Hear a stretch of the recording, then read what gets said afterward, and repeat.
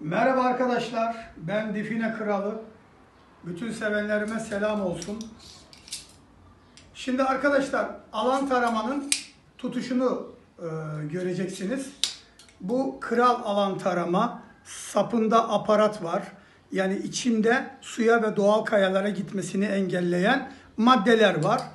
Bu kral alan tarama 2022 model krom ve nikel karışımıdır. Artık sadece krom ve nikel karışımı olan ve mıknatıs tutmayan 304 kodlu krom kullanıyorum. Artık bakır ve pirinç çubuk kullanmıyoruz. Sarı metal kullanmıyoruz. Şimdi tutuşunu göstereceğim. Bak şimdi. Öncelikle tutuşu şöyle. Sadece dirsekleri kırıyoruz. Şöyle gösterelim. Sadece dirseği kırıyoruz. Dirsek az bir şey aşağıda oluyor. Çubuk da az bir şey aşağıda oluyor. Şöyle. Tutuş bu şekilde. Şöyle döndüğümüz zaman şura boş olacak. Baskı yapılmayacak buraya arkadaşlar. Şöyle ve bir çubuk boyu fark olacak. Ne kadar yürürseniz yürüyün bu çubuk boyu fark her zaman koruyacaksınız. Şimdi şu şekilde. Evet. Bakın ne kadar hızlı dönüşü var. Çok süratli bir dönüşü var. Şimdi arkadaşa göstereceğiz. Gel kanki. Tut bakalım. Sadece dirsekleri kır. Dirseği kır. Tamam. Şimdi şöyle yandan dön. Yana dön. Evet. Şura boş kalsın. Ama yok baskı yapma. Şöyle tut. Sadece bu kaburgaya baskı yapma. Hafif ucu düşük. Tamam. Çok güzel. Şimdi şöyle bir 2 metre git geri gel bakalım. Dönüyorum bir daha oraya. Yok rahat yürü rahat. Şimdi bana doğru rahat yürü. Normal sokakta yürüyormuşsun gibi gel. Rahat yürü. Dizleri fazla kaldırma. Tamam. Çubuk sende çalışıyor. Halıyı çek. Halının kenarında duvar yaptım. Evet. Çünkü halının kenarı bu şekilde yukarı doğru bir enerji yayıyor. O enerjiyi de görünce duvar yapıyor. Şimdi tekrar git gel. Rahat yürü, rahat. Çok yavaş yürüme, çok hızlı da yürüme. Rahat yürü. Tamam, çok güzel. Gel şimdi. Rahat yürü, rahat. Biraz daha hızlı yürü. Çubuk hareket edince yavaşlayacaksın. Evet, çok güzel. Bakın doğru tuttuğu zaman doğru hareket yapıyor. Gel şimdi. Şimdi arkadaşlar dizleri fazla kaldırmıyoruz yürürken. Çünkü dizi fazla kaldırırsanız çubuk sapıtır. Bakın yürüyüş şu. Sokakta yürüyormuşsunuz gibi. Tamam mı? Rahat bir şekilde yürüyoruz. Rahat bir şekilde yürüyoruz. Tamam mı? Şimdi duvar hareketi bu. Duvar. Yani duvar var aşağıda anlamına gelir. Tabi şu an odaya girdik. Boşluk hareketi. Kablonun üstünde çarpı yaptı. Geldik. Tekrar duvar yaptı. Şimdi bu halıyı oda olarak görüyor. Çünkü halı toprağın üstüne serilmiş. Toprağın altında da olsa aynı oda hareketini yapar. Çünkü kenarlardan ısı yayıyor. Şimdi arkadaşlar size ben derinlik alma hareketi yapacağım. Kaya kontrol hareketini göstereceğim. Şöyle geç İslam. Şöyle geç. Işık benim yüzüme vursun. Sen de şöyle geç kanki. Şimdi arkadaşlar derinlik alma hareketini çarpı yaptı ya da duvar yaptı. Geziyoruz. Çarpı yaptı ya da duvar yaptığı zaman şunu yapacağız. Geri geleceğiz. Gelirken duvar yaptı ve ayakları kilitliyoruz. Ayaklar bir daha oynamayacak. Duvar yaptı, ayakları kilitliyoruz. Duvar yaptığı zaman çubuğu indiriyoruz. Kaldırıyoruz. 1 2 3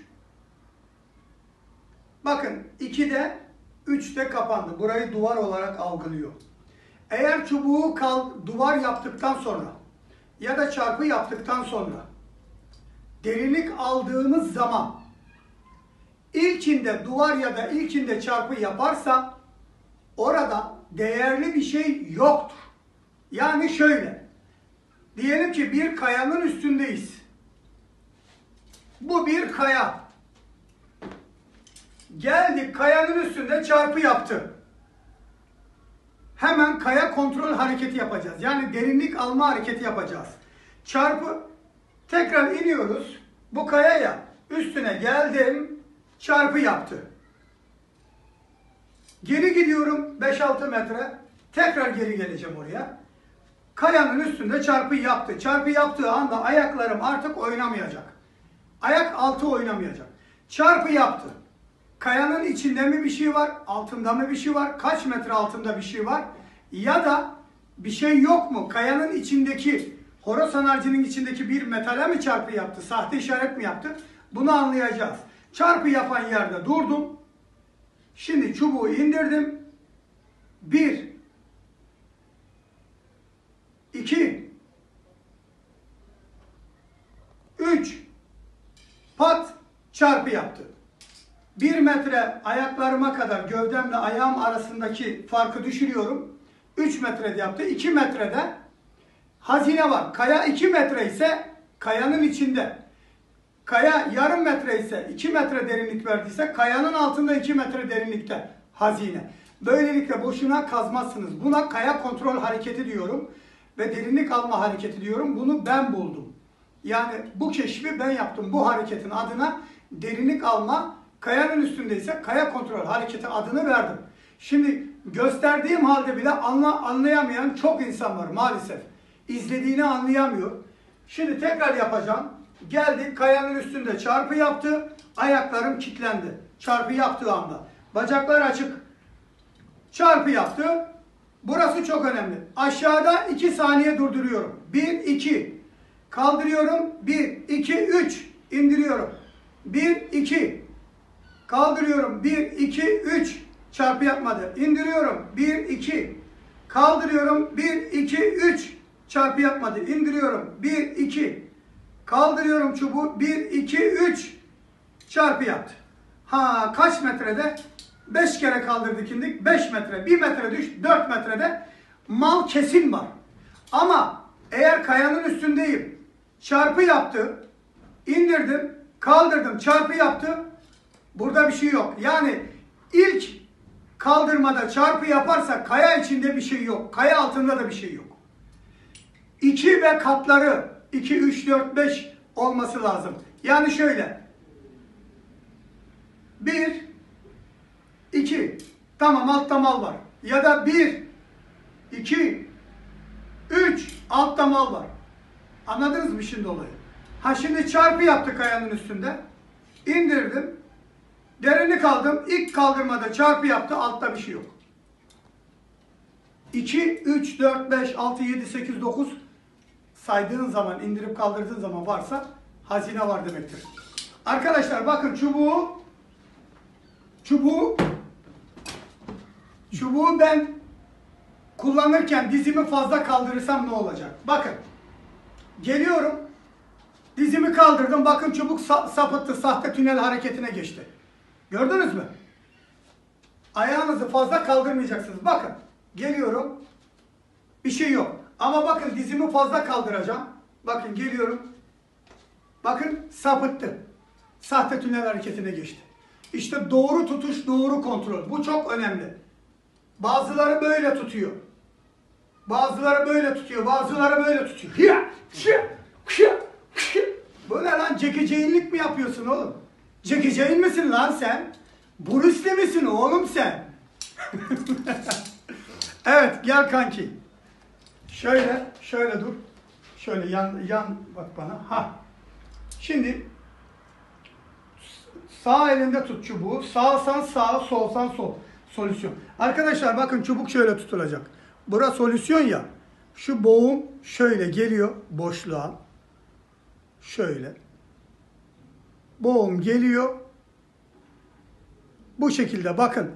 Gördünüz mü? Elim çubuğun neresinde? Ve bu solüsyon ön tarafta olacak giderken. Bakın.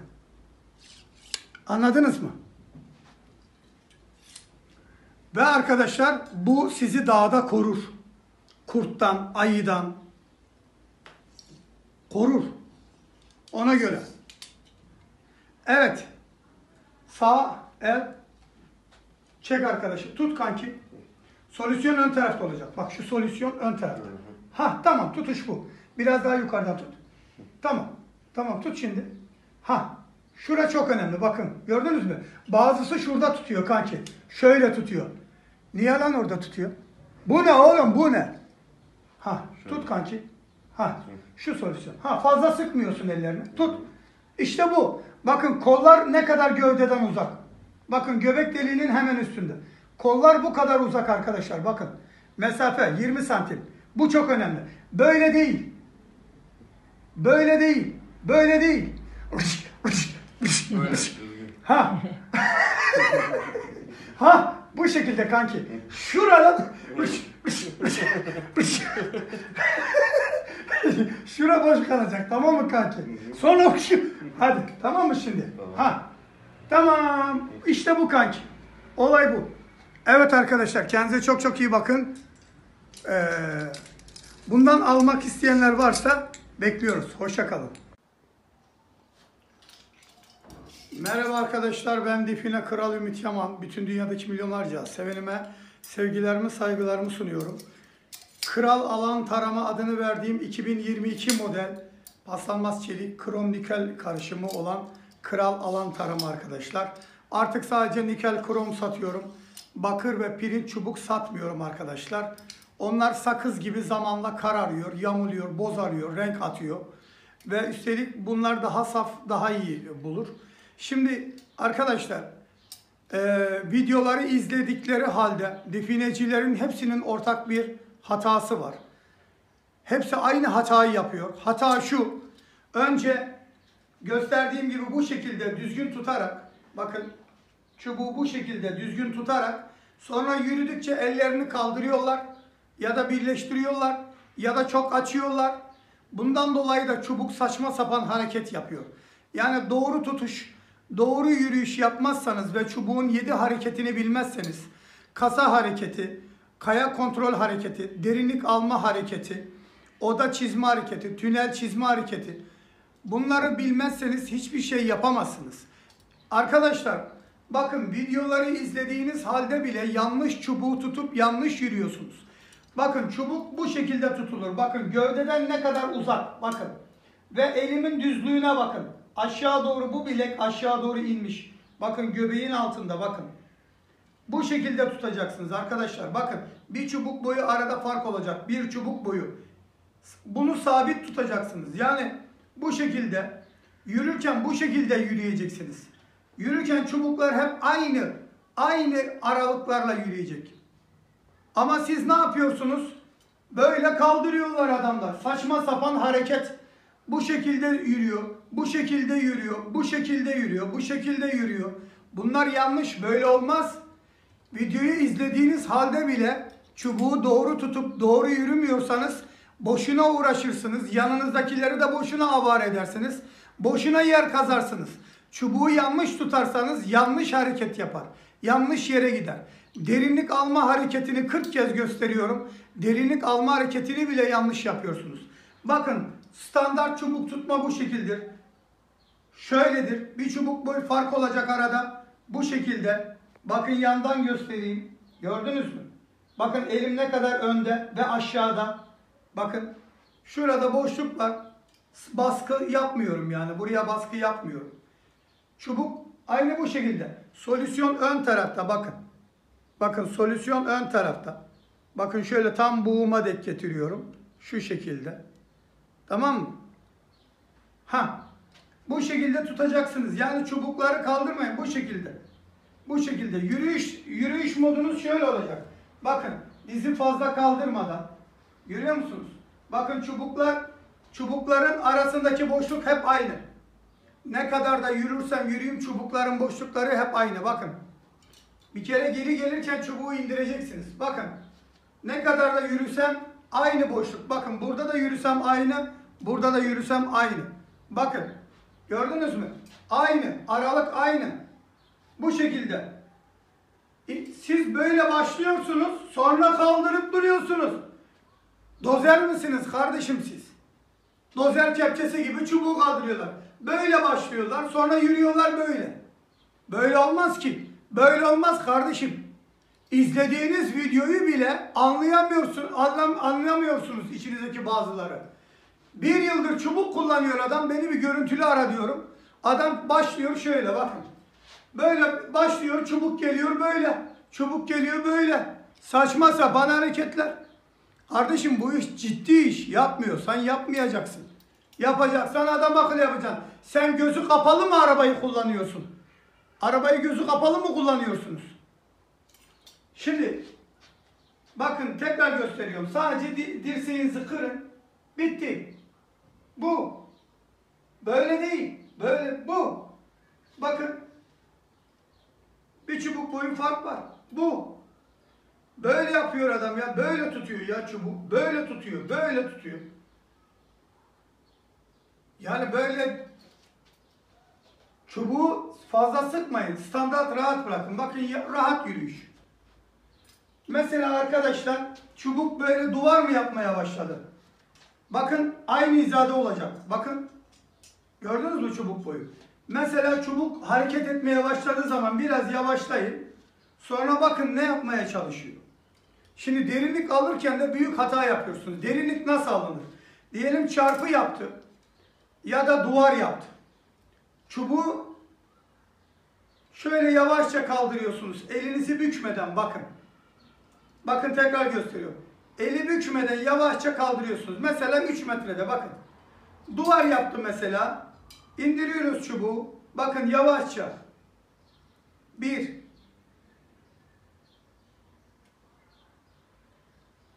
2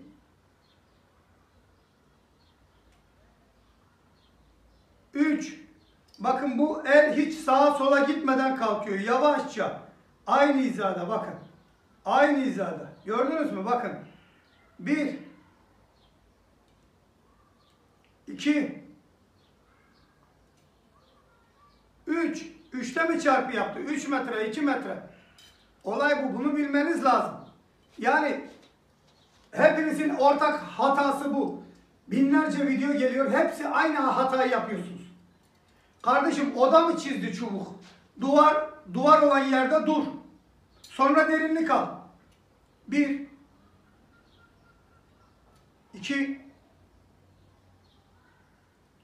3 metrede mi duvar yaptı? Yani mesele şu. Bunu koruyacaksınız kardeşim. Bakın şu aralığı ne kadar da yürürseniz yürüyün aynı aralık olacak. Tamam mı? Şöyle çubuğu hafif ucunu düşüneceksiniz. Bakın elim gövdeden ne kadar uzak. Bakın 30 santim uzak. Şu bilek gövdeden 30 santim uzak olacak. Tamam mı kardeşim? Hafif düşür çubukları. Şu ya şu. Yürüyüş bu. Bunu kaldırdın mı çubuk zaten dengesi şaşar. Bakın dengesi şaşar. Bu şekilde durursanız çubuk dengesi şaşar kardeşim. Yapmayacağı hareketler yapar. Evet, kendinize çok çok iyi bakın. Yani bu hepinizin ortak hatası yani. Ondan sonra bir şey bulamıyorum. Kazıyorum, bir şey çıkmıyor. Kardeşim sen çubuk sana vermek istediği mesajı anlayamıyorsun ki. Merhaba arkadaşlar, ben Define Kral Ümit Yaman. Şimdi size kasa hareketini gösteriyorum. Bakın burada duvar yaptı. Bir adım attım, boşluk yaptı. Şöyle tutayım. Sonra paranın üstüne geldi, çarpı yaptı. Bir adım yaptım, açtı. Sonra bir adım attım, duvar yaptı ve bir adım attım, kasanın dışından çıktım, geri geldi çubuklar. Bu kasa hareketidir. Doğada bu hareketi bulduğunuz zaman orada define olma ihtimali %80'dir. Bakın duvar yaptı, kasanın üstüne geldim, açtı, bir adım attım, çarpı yaptı, bir adım attım, açtı, bir adım attım, duvar yaptı ve çubuk geriye döndü. Bu kasa hareketidir. Yani bunu doğada bulduğunuz zaman orayı kazacaksınız ve define bulma ihtimaliniz %80'dir. Kasanın boyunu ölçelim. Tek çubukla gittiğimiz zaman kasanın etrafından dönüyor. Gördüğünüz gibi çubuk odanın ya da kasanın büyüklüğünü ölçüyor. Evet, gördüğünüz gibi. İşte bu hareket %80 orada define var anlamına gelir. Şimdi doğada alan taramaya aldığınız zaman hemen 10 metre ileride bir yere gidecektir. Bir ağaç kökü olabilir. Ağaç kökleri gaz verir, gaz yayar.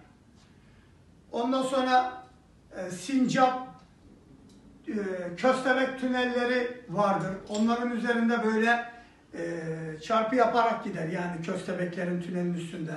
Havalandırma varsa çarpı yaparak gider. Tünel varsa çubuk çarpı yaparak gider böyle. Eğer bir mezar varsa mezarın üstünde çarpı yaparak gider 2 metre boyunca. Çubuğu hangi hallerde kazmamız gerekiyor ya da kaç metre kazmamız gerekiyor onu öğreteceğim şimdi.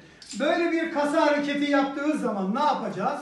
Duvar kenarına gelip derinlik alacağız. Mesela burada duvar yaptı. Derinlik alacağız. Nasıl derinlik alacağız? Tekrar geri geleceğiz. Çubuk duvar yaptığı anda ayaklarımızı kilitleyeceğiz. Ama bakın ayaklarım açık. Bu şekilde. Sonra aşağıda 2 saniye, yukarıda 3 saniye tutacak şekilde çubuğu indirip kaldırıyoruz. 1, 2, 3. 1, 2. 1, 2, 3 derken çubuk eğer ilk kaldırdığımız anda duvar ya da çarpı yapıyorsa orada bir şey yok demektir. Ama derinlik almaya başladık. 1 dedik. 3 saniye bekledik. 2 saniye aşağıda bekledik. İkincisinde yine duvar ya da çarpı yapmadı. Üçüncüsünde yine duvar ya da çarpı yapmadı ya da yaptı. Orada kesin bir şey var demektir. Her indirip kaldırmak 1 metredir. Tekrar gösteriyorum. Kasa yaptı. Duvar kaç metre derinlikte? Geldim duvar yaptı. Ayağımı artık oynatmıyorum.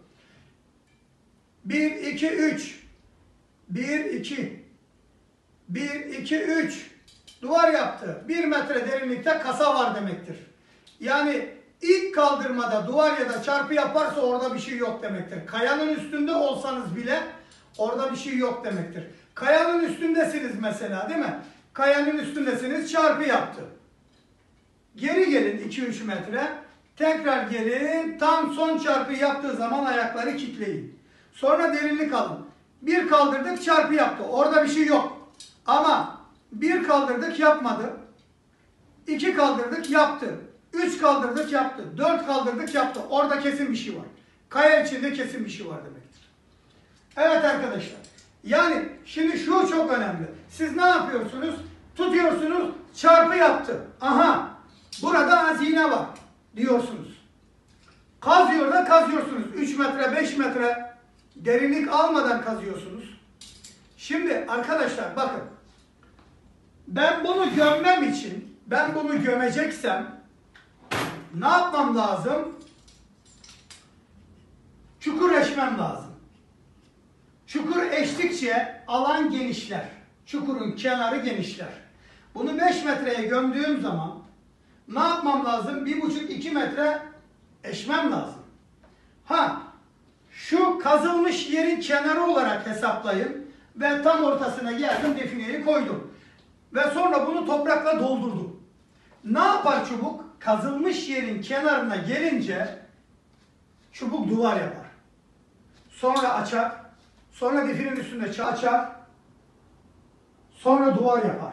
Sonra kasadan geri gelir. Bu adımlar çok önemlidir. Ne yaparım? Burada define var derim.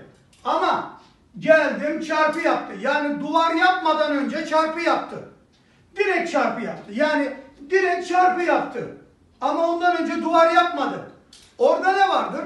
Ya birisi silah düşürmüştür, bıçak düşürmüştür, eski bir şey künye düşürmüştür, küpe düşürmüştür. Ya da bir sel olmuştur. Selde insan kaybolmuştur. Ya da sel alıp götürmüştür paraları, pulları. Kazılmadan orada olduğu için kazılmadan toprağa düştüğü için ya da sel onu alıp götürdüğü için kazılmadan bir para yere düştüyse, bir define yere düştüyse kazılmadan orada direkt çarpı yapar. O da en fazla derinliği alırsın, 2 metre kazarsın, bilemedin 3 metre.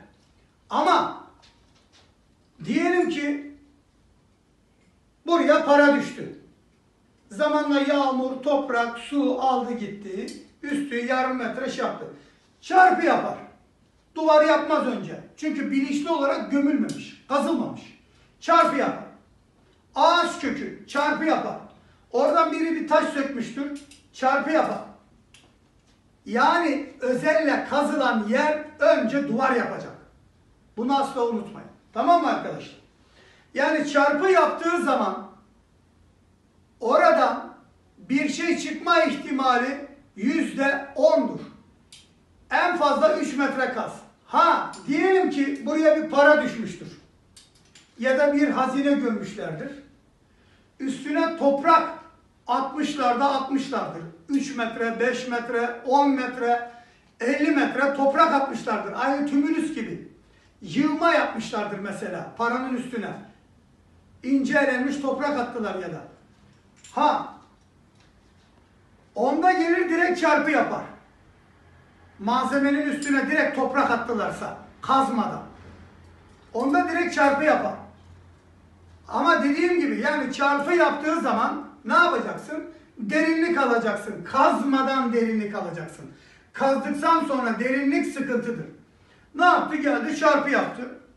Aa, tamam, burada çarpı yaptı. Hemen 3-5 metre geri gidiyorum.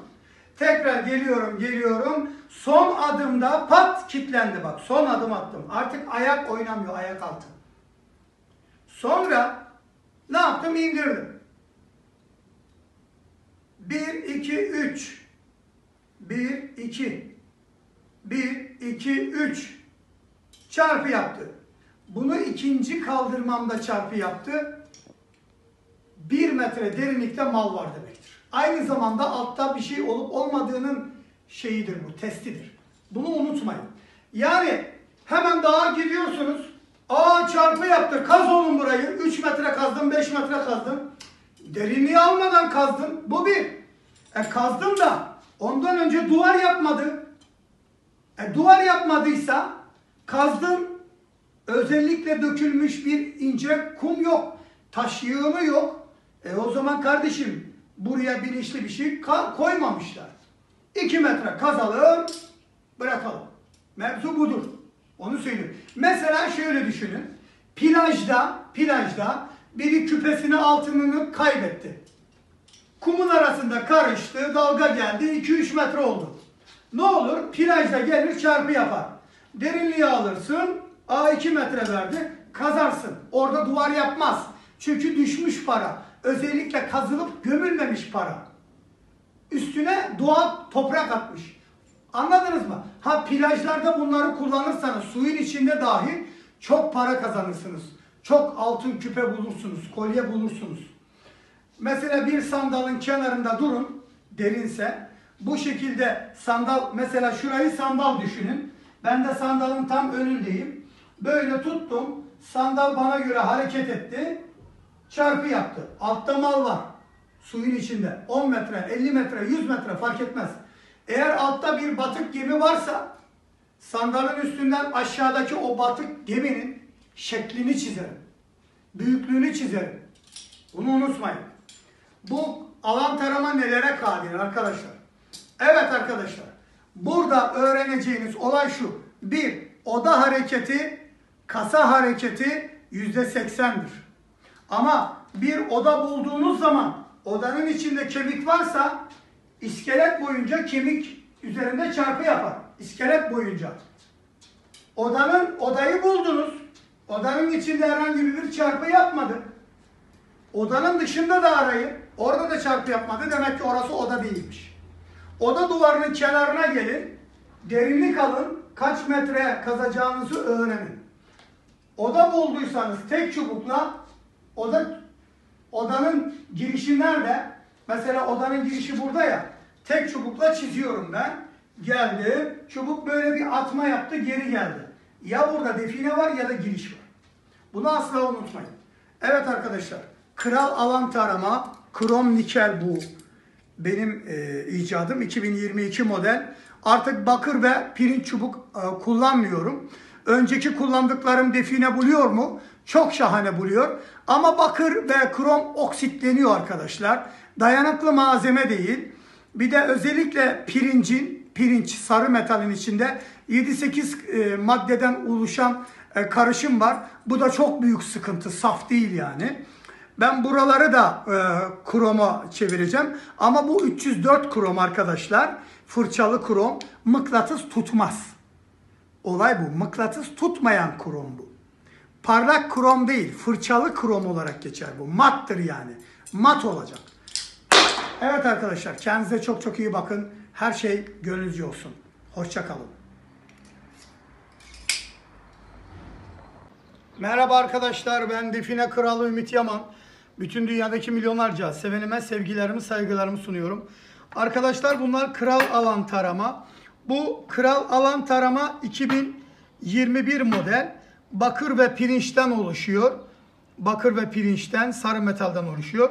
Bu da en son model 2022 Kral Krom marka, Kral Yaman markası. 2022 model. Paslanmaz çelik krom nikel karışımı bu. Mıknatıs tutmuyor. Artık neden sarı ve bakır yerine krom, paslanmaz çelik krom kullanıyorum? Nikel krom karışımı bunlar arkadaşlar. Onu söyleyeceğim. Arkadaşlar burada ne kadar da kaya ve suya gitmemesini sağlayan formül olsa da toprağın altındaki suları bakır çubuk ve pirinç çubuklar çok seviyor. Pirinç maddesi, bu madde yani 7-8 çeşit elementten bir araya gelmiş. Bakır, nikel, krom, çinko, kalay, alüminyum gibi 7 maddeden oluşan bir birleşenden meydana gelmiş. Normal bir kaya içerisinde de pirincin içindeki maddelerden oluşan parçacıklar var. Ve onun için pirinç maalesef kayaları çok seviyor. Ne kadar engellesek de, bu ne kadar da engellese yine de seviyor yani. Ama krom suyu sevmiyor ve doğal kayaları sevmiyor. Sapında suya ve doğal kayaya gitmesini engelleyen şu borunun içindeki formüller de birleşince bu çubuk bundan her zaman daha iyi oluyor. Artık bakır ve sarı metal pirinç kullanmıyorum arkadaşlar. Paslanmaz çelik krom kullanıyorum. Paslanmaz çelik de diyorlar. Mıknatıs tutmuyor arkadaşlar. Özelliği o. Bakın şu şekilde sökülüp takılması. Bu kadar basit. Bu model bana ait. Bu şekilde bir çubuk sökülüp takılıyorsa bilin ki bana ait. Sapını görüyorsunuz. Evet arkadaşlar artık bakır ve pirinç maden çubuklarda kullanmayacağım. Şunu da paslanmaz çelikten yapacağım. Daha iyi. O zaman daha iyi olacaktır. Bir saniye durdur İslam. Dur. Arkadaşlar bakın bu kayanın içerisinde görünmese de nikel var, krom var, çinko var, bakır var, kalay var. Yani bu taş en çok bu çubuğa benziyor içeriksel olarak. Buna geldiği zaman bundaki malzemeler bu çubukta pek yok. Yani %10 bu taşın içinde bundan oluşan materyaller varsa, krom, çelik, nikel varsa %10, bu taş buraya geldiği zaman bunun içindeki metaller bunda %80 var. Yani %80. Bu taşın %80'ini bu çubuğu bakır ve sarı metal pirincin içerisindeki maddeler oluşturuyor. Yani %80 bu taşın içindeki içerik buna benzer. Ama buna benzemiyor. Bu taşın içinde bu elementten %10, %5 var. Ama bu taşın içindeki elementler bu sarı ve bakırın içerisinde %80, %90 oranında var. İşte ne kadar da kayayı engelleyen formül koyarsak koyalım, bu çubuklar toprağın altında bu taş daha güçleniyor ve bu çubuklar bu taşa patlıyor genelde. Şu saptaki formülü çıkarsak bu sefer direkt %100 patlıyor buna. Yani onun için artık sarı ve bakır define çubuğu kullanmıyorum. Artık tamamen paslanmaz çelik krom. Hem paslanmıyor, aynı kalıyor, oksitlenmiyor, çok sert, kolay kolay çizilmiyor ve daha iyi buluyor. Sudan da nefret ediyor paslanmaz çelik krom arkadaşlar. Evet, artık gördüğünüz gibi sadece bundan satıyoruz. Sebebi bu. Kendinize iyi bakın. Hoşça kalın. Merhaba arkadaşlar, ben Define Kralı Ümit Yaman. Bütün dünyadaki milyonlarca sevenime sevgilerimi, saygılarımı sunuyorum. Bu da elimdeki de Kral Alan Tarama Krom 2022 modeli arkadaşlar. Şimdi burada insanların yanıldığı çok bir olay var. O da şu: çubuk çarpı yaptığı zaman orada define olma ihtimali %20'dir. Yani direkt çarpı yaptığı zaman %20'dir. O da en fazla 2 metreye kadar kazarsın. 2 metreye kadar bir şey çıkmazsa orayı kazma. Eğer oraya bir kum, yığma toprak dökülmemişse, çünkü şöyle düşünün, diyelim ki bir bozuk para, bir kılıç, bir tabanca, bir obje, bir heykel toprağa düştü. Zamanla üstünü toprak kapladı diyelim. Direkt çarpı yapar orada. Tamam. Ama bir insan define gömeceği zaman ne yapar? Kazı yapar. Kazar. Kazdıkça ne olur? 1 metre, 1,5 metre bu şekilde bir daire çizer. Kazdıkça böyle bir daire çizer. Daire çizdiği zaman kazdığı yerin kenarına çubuk geldiği zaman çubuk duvar hareketi yapar. Yani şöyle kazdığı zaman, buraya bir define koyduğu zaman çubuk duvar hareketi yapar. Sonra bir adım açarsın, açar. Definenin üstünde çarpı yapar. Sonra açar. Kazdığı yerin kenarına gelince duvar yapar. Sonra geri gelir. Bu kasa hareketidir. Yani kasa hareketi, bakın kasa hareketi. 1 duvar yapar. 2 açar. 3 çarpı yapar. 4 açar. 5 duvar yapar ve geri gelir. Yani bir insan buraya define gömeceği zaman 1,5 metre kazar ve çubuk bu kazdığı yerin kenarına gelince duvar yapar. Sonra açar, sonra definenin üstüne çarpı yapar, sonra açar, sonra duvar yapar. Bu şu demektir: doğada kasa hareketi bulursanız %100, %90 orada define vardır. Yani önce duvar yapar, sonra açar, sonra çarpı yaparsa ya da çarpı yaparak 1-2 metre devam ederse orada oda içinde ölüler, kemikler vardır. Yani en sağlamı önce duvar yapacak, sonra açıp sonra çarpı yapacak. İşte bu sefer garanti olur define bulmanız. Ama geldi direktmen çarpı yaptı. Şimdi direkt çarpı yaptı. Ne yapıyor? Doğal kayalara, toprağın altındaki doğal kayalara ya da suya çarpı yapıyor. Çünkü eğer özel bir şey gömülmüş olsa 1,5 metre ya da 1 metre kare bir açılması lazım onun. Kaya içinde de olsa fark etmez. Diyelim ki böyle kayanın üstündeyim. Kaya içine bir kese altın koymuşlar. Kayanın kenarında ya da kayanın ortasında duvar yapar, açar, çarpı yapar, açar, duvar yapar. Kasa hareketi. Yani kasa hareketi bulacaksınız. Ya da oda hareketi bulacaksınız. Yani gerçek defineye gitmeden önce çubuk duvar yapar. Sonra açar, sonra çarpı yapar. Mesele bu. Direkt çarpı yaptı, oraya mutlaka bozuk para düşmüştür. Ya da çok derinlerde bir şey vardır. Odur. Direkt çarpı yaptı, içinde define nasıl olur? 2 metreye kadar kazarsın. Yoksa yoktur. Daha fazla kazmana gerek yok. Ama orası yığma topraksa, ince elenmiş topraksa, kamyon bir yere toprak dökmüşlerse, kazılması için bir kenar olmadığı için orada define olur. Yani tümülüs gibi yerde. Olay bu. Onun için şunu söyleyeceğim. Arkadaşlar, çarpı yaptığı zaman 2 metre kazın. Eğer yığma toprak yoksa. Yığma toprak varsa devam edin. Ama çarpı yaptı, 2 metre kazdınız, bir şey yoksa bırakın.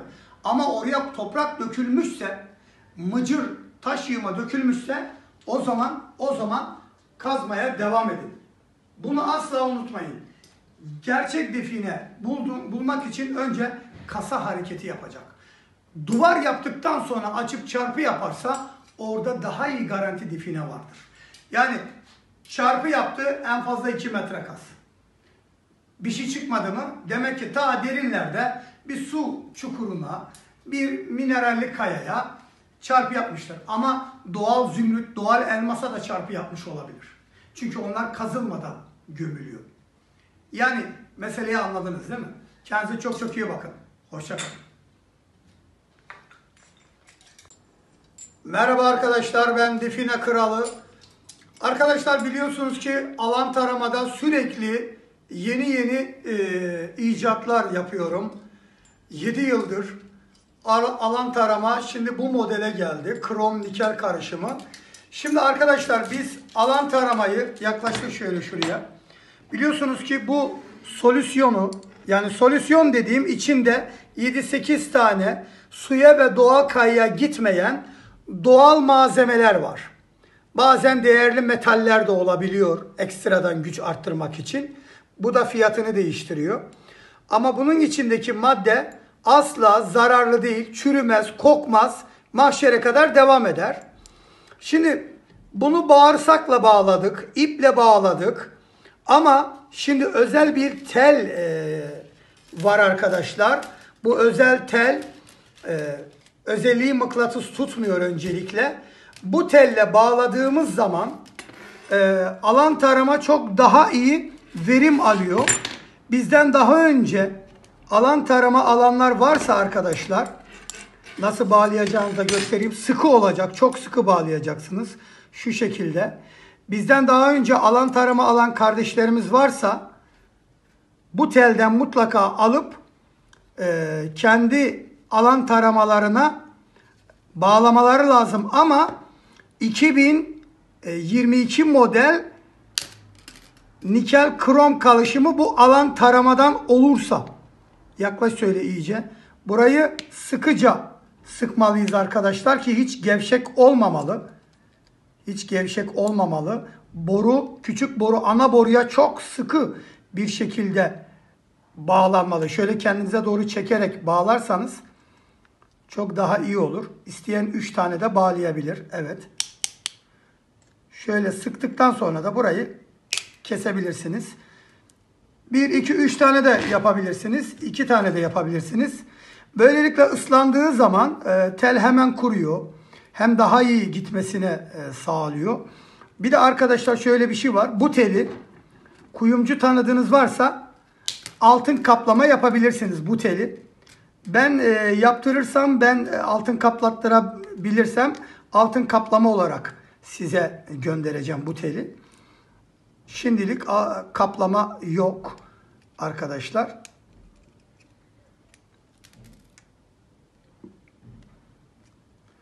Evet, gördüğünüz gibi çok sıkı oldu ama şu üstten 3 santim aşağıdan vurun teli. Bir tane daha vuralım. Sağlam olsun. Bu tel çok daha iyi mineralden, sudan daha iyi koruyor. Yağmurda hemen kuruyor. Islak tutmuyor çubuğu.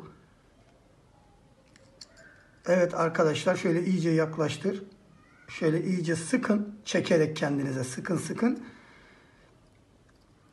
Bu telin 3 çeşidi olacak bende.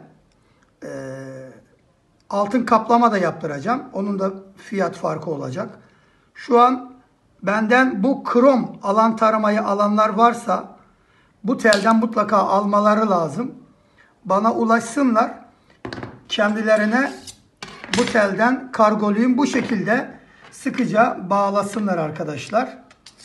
Evet, kral alan tarama su ve doğal kayalara gitmez gördüğünüz gibi.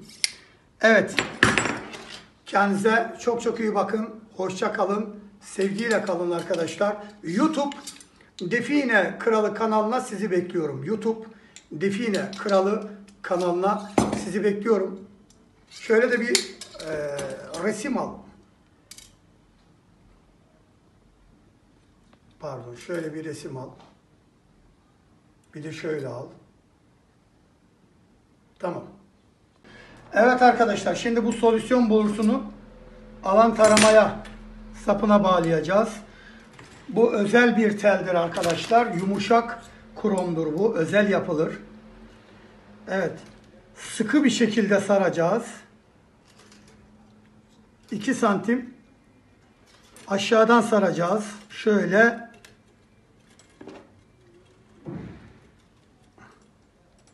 Şöyle sıkıca. İsteyene bu telden gönderiyorum arkadaşlar. Bu telle artık bakın, yakın çek şöyle. Evet, şöyle ucu kalsın biraz. Şöyle. Evet, ikinciyi de bağlıyoruz. Onu da aşağıdan bağlayacağız. Şu şekilde.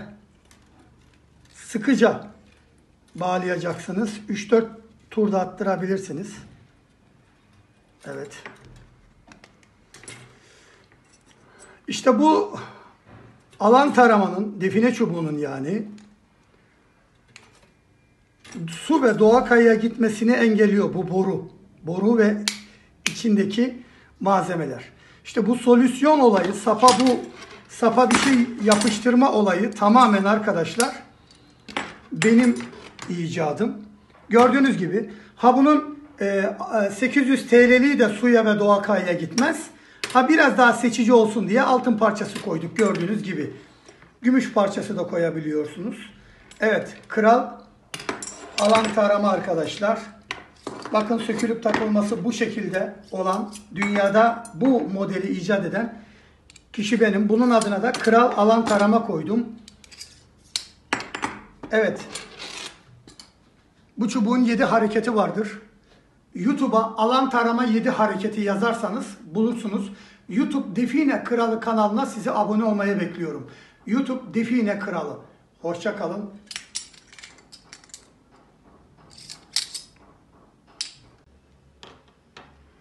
Yaklaş. Merhaba arkadaşlar. Ben Define Kralı Ümit Yaman.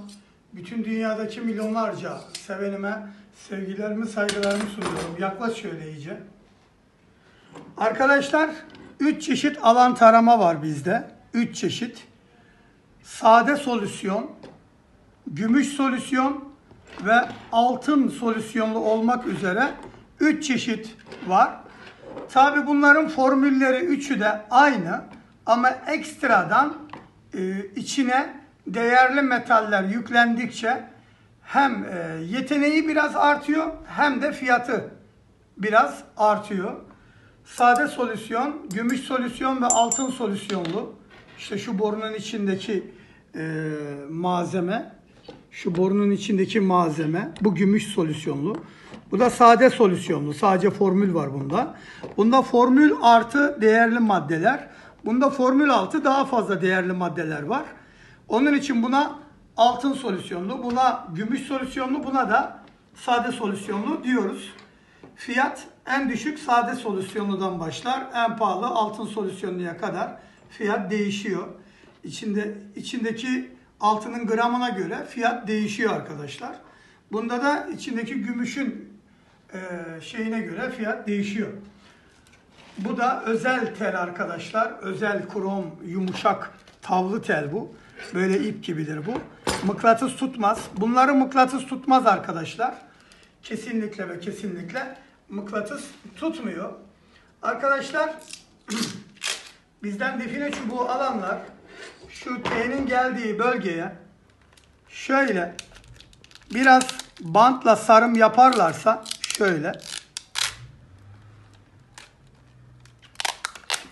şöyle bantla sarım yapıp sonra buraya sokarlarsa şuraya kadar girerse daha iyi olur.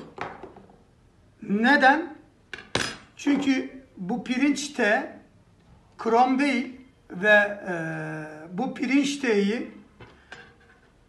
T'nin bu çubuğa enerji vermesini engellemek açısından ben bantı kalın sardım ama siz tabi buraya girecek şekilde ince bir bant saracaksınız. Bu dibe kadar dayanacak. Evet arkadaşlar, bu alan taramayı ya da define çubuğunu almak isteyenler 3 çeşit var. Dediğim gibi sade solüsyonlu, gümüş solüsyonlu ve altın solüsyonlu. Üçünün de boyutu aynı, şekli aynı. Üçü de nikel krom. Üçünün de yeteneği aynı. Üçünün ortak özelliği su ve doğal kayalara gitmiyor. Üçünün ortak özelliği o. Ama ağzınıza su alır. Ağzınızda su varken çubuğu tutarsanız o zaman su ve su kuyusuna ya da dereye gider. Aksi takdirde suya gitmez. Evet, seçiminizi yapın ve bize ulaşın WhatsApp'tan. Dünyanın neresinde olursanız olun, ister İspanya, ister Vietnam, ister Bulgaristan, ister İran, ister Azerbaycan, ister Lübnan, ister Amerika, ister Almanya, benim gibi Bulamanya. Hoşça kalın.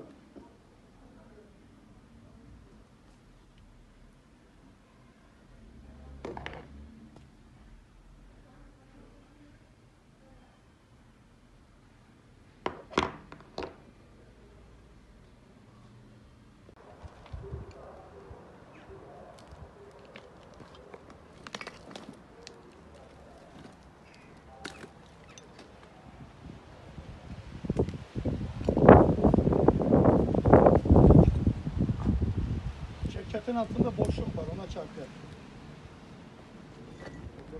Çekyatın altı boş. Yok, çekyata çarpı yapıyor. Önemli bir şey değil. Eski evlerin duvarlarında küpler, altın tozları, kaplumbağaya çarpı yaptı. Vay be. Yaklaş. Yürü bakayım kaplumbağa. Aha kaplumbağa gördük. Aman abi nasıl gördün bunu? Çıkart lan kafanı. Ay. Şöyle yoluna bırakalım bunu. Bunu yerim mi? Hadi geri git. Bu yenilir ha. Arkadaşlar kaplumbağaya çarpı yaptı. Neden biliyor musunuz? Kaplumbağanın içerisinde hava var. Forsi şeyi var içinde aynen. Şöyle.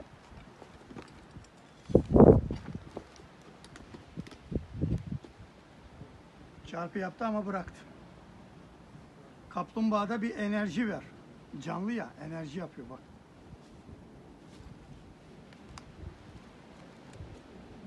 Tepki verdi ama bıraktı.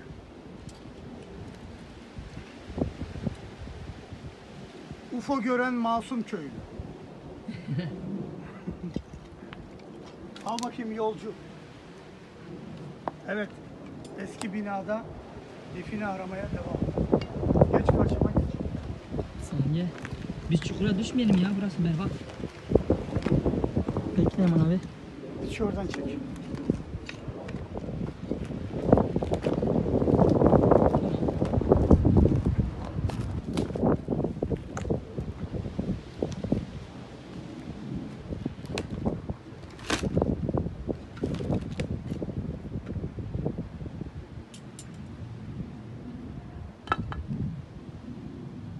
Evet, kile Tamam. çubuk tepki verir arkadaşlar. Çünkü el yapımı olan her şeye tepki verir. Şöyle bir daha tutalım. Tepki veriyor ama açıyor. Tepki veriyor sonuçta ama çarpı yapmıyor.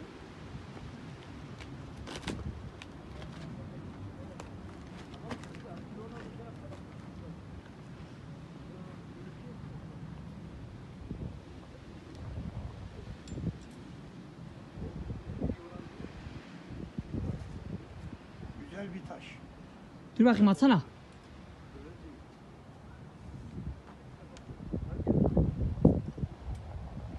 Pembe elmas gibi aynı. Evet. Değerli taşlarda çarpı yapar. Bu pembe elmasa benziyor. Elmas değil tabi de benziyor. Yaman abi bana ver.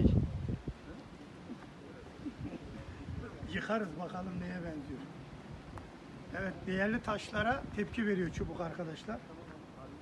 Evet, gördüğünüz gibi burada yaşayan insan fakirmiş. Yaşarken duvar içine herhangi bir şey saklamamış. Evet, özellikle bu duvarların içine, ortasına güp koyup, para koyup saklıyorlar. Evet, şimdi bakalım güp varsa bulur. Evet, çarpı yaptı.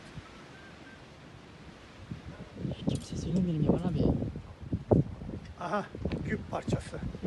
Vallahi Eğer bu duvarda küp olsaydı onu bulurdu. Küp parçası. Biraz daha geri git bakayım.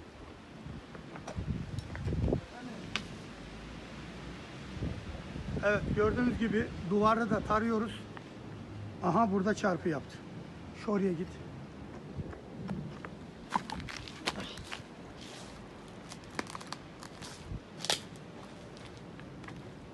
Çarpı yaptı. Açtı. Evet arkadaşlar. Gördüğünüz gibi Battal Gazi. konuşarak ağzının yerini belli ettin. Şimdi arkadaşlar eski evlerde duvar içinde küpler, paralar koyar, hazineler koyarlardı. Burada yok. Evet, kendinize çok çok iyi bakın. Derinlik alma hareketiyle kaç metre derinlikte onu buluyorum. Gördüğünüz gibi derinlik alma hareketi çok önemli. Evet. Görüşmek üzere. Atla. Atla bakayım.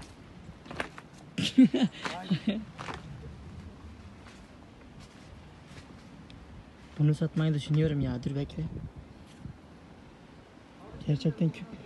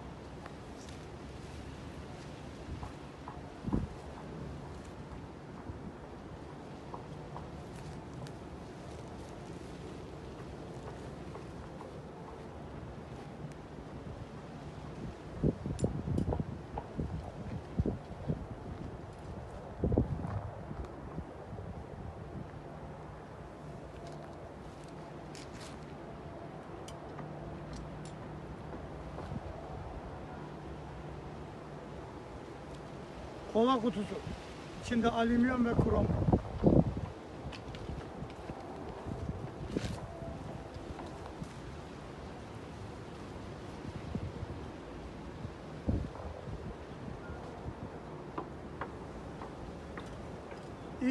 İlk kaldırdık, çarpı yaptı. Burada bir şey yok.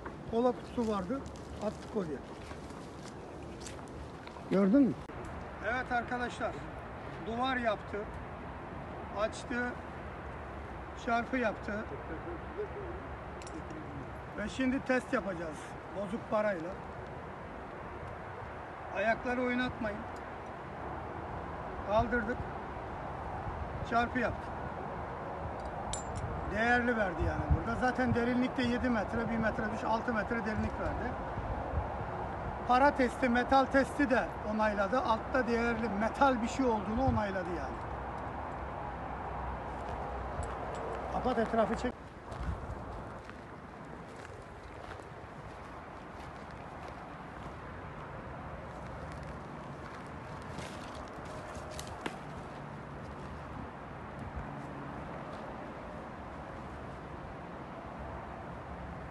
Evet.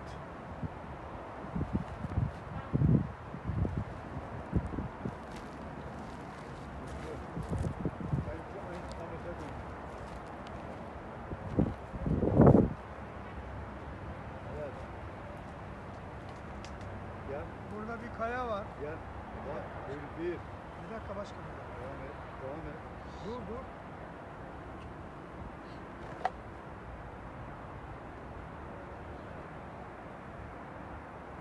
Kayanın dibinde bir duvar yaptı. Kayanın dibinden olduğu için. Kayanın sonunda da duvar yaptı.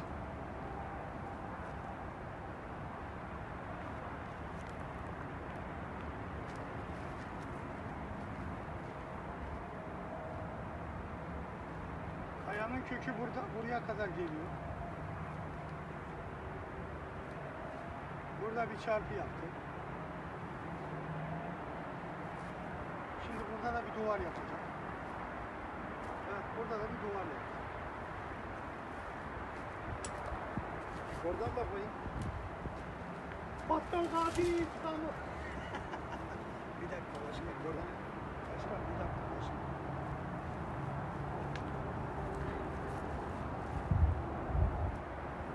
Evet arkadaşlar. Şimdi şu kayayı yaklaş burası. Bu kayanın kökü var. O telefonun sesini kıs. Bu kayanın kökü var. Bu kayanın bir kökü var böyle. Bir oda büyüklüğünde. Kalk bir dakika ya.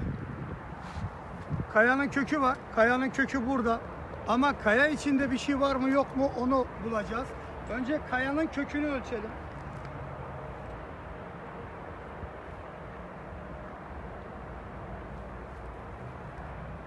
Çubuğun sapına yağ mı yapışmış? Ne olmuş ya?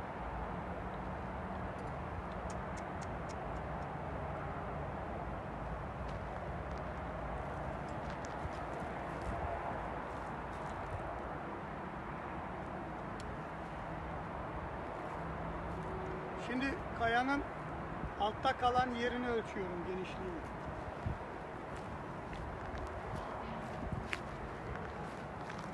Abi sen onun sesini kıs. Kıs onun sesini abi. Telefonun komple sesini kıs. Evet, büyüklüğünü ölçüyoruz. Evet, kayanın altta büyüklüğü böyle.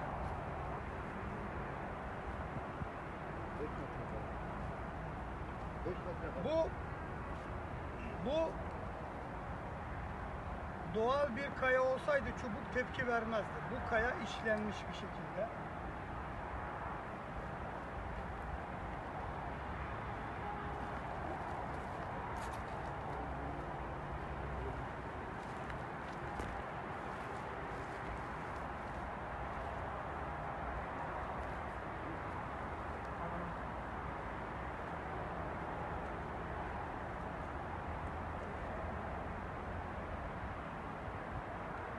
Şimdi kayanın içine geziyorum. Burada çarpı verdi. Evet, kayanın içinde, şu an kayanın üstündeyim. Evet, özellikle buraya getirdim.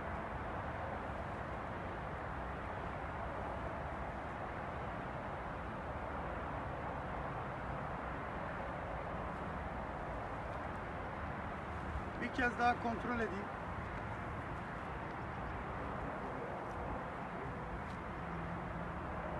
Şimdi derinlik alacağım.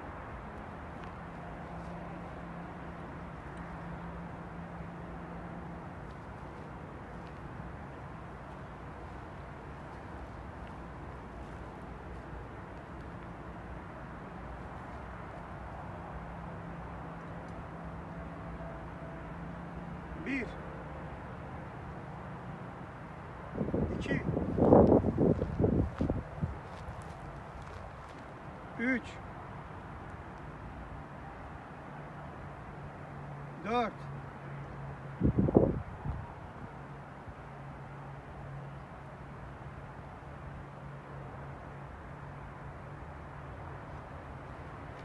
bir daha derinlik alacağım.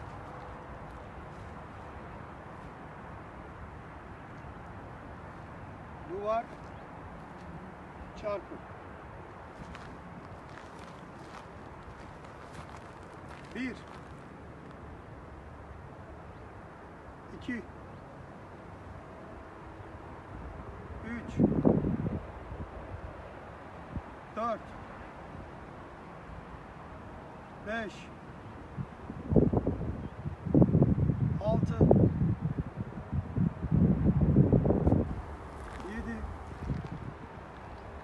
7'de çarpı yaptım. Tam çarpı. 8.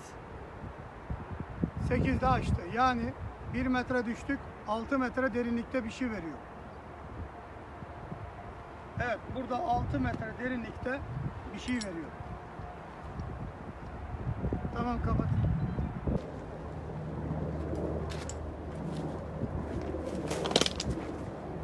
Öyle.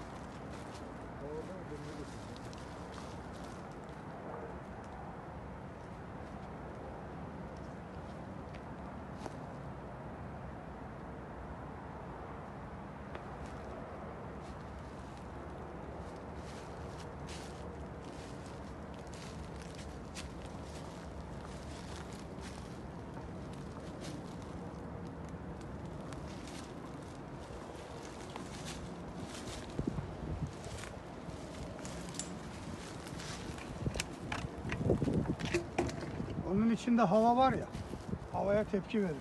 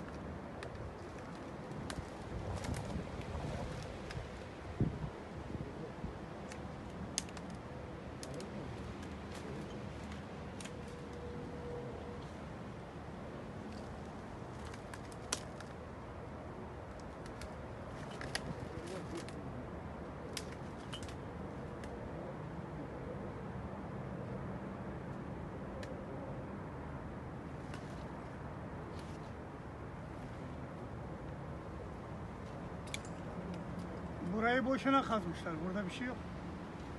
O taş buradayım.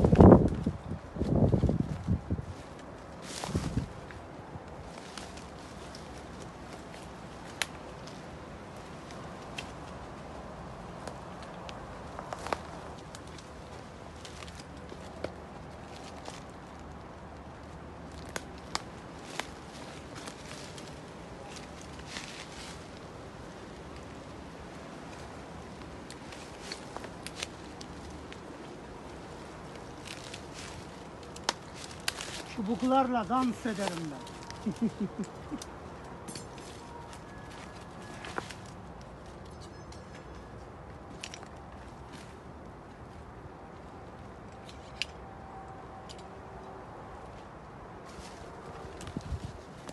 Neredesin oğlum? Seni bulacağım. Define.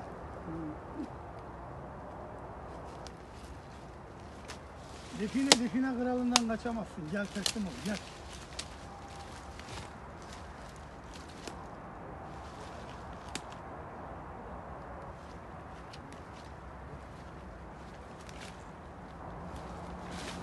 Gel küçük. Gel.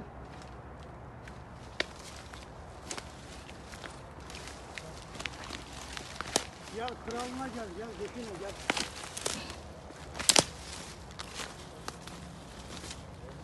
Gel küçük. Arkadaşlar defineyi çağırıyorum. Arkadaşlar bir de şöyle bir şey var. Definede cin, tılsım olayı diye bir şey yoktur. Bunları söyleyen kişiler şizofrendir. Tamam mı? Bu işten para kazanmak isteyen şizofrenik vakalardır yani. Yok cin varmış da definede, yok büyü varmış da varsa çek kameraya göster bize. Yok. Yalan yani. Neymiş de cinler altını sahiplenirmiş. Lan bırak. Böyle palavralarla milleti kandırmayın lan. Öyle bir şey olsa hiç kimse define bulamazdı. Müzedekileri nasıl buluyorlar ya? Müzedekileri kim bulmuş ya? Cinler mi getirmiş müzeye koymuş? Evet arkadaşlar, görüyorsunuz kral alan tarama nasıl didik didik geziyor. Bakın bizi nerelere getirdi. Koskoca eşilmiş kazı varken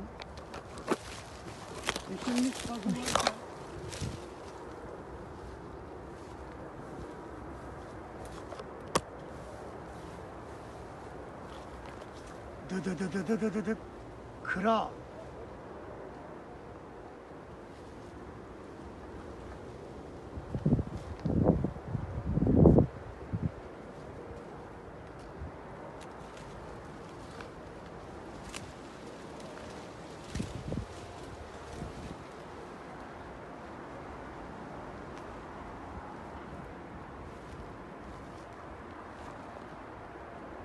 Evet, burada çarpı yaptı.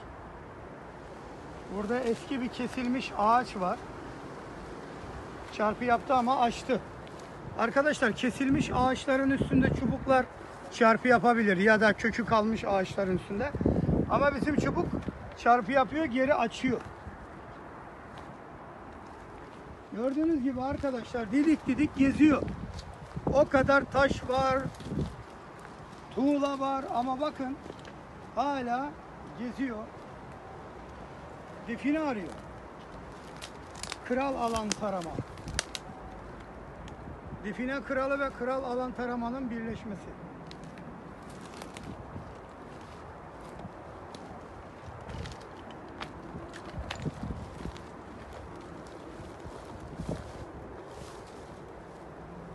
Bakın nereleri geçtik. Hala çarpı yapmadı.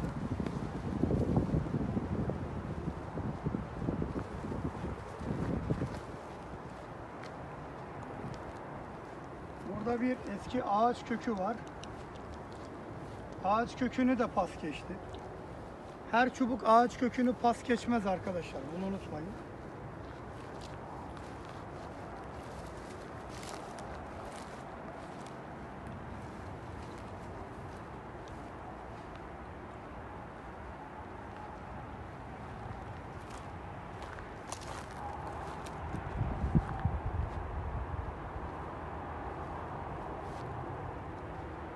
Burada bir koku aldı. Av köpeği gibi koku alır arkadaşlar benim çubuk. O kadar gezdi burada bir koku aldı. Tam noktayı belirleyelim.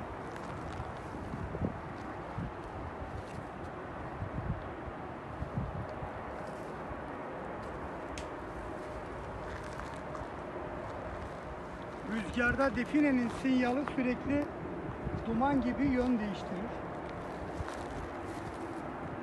Burada da sürekli sabit olmayan fakat gaz yayan bir nokta var. Evet. Sürekli gaz yayıyor.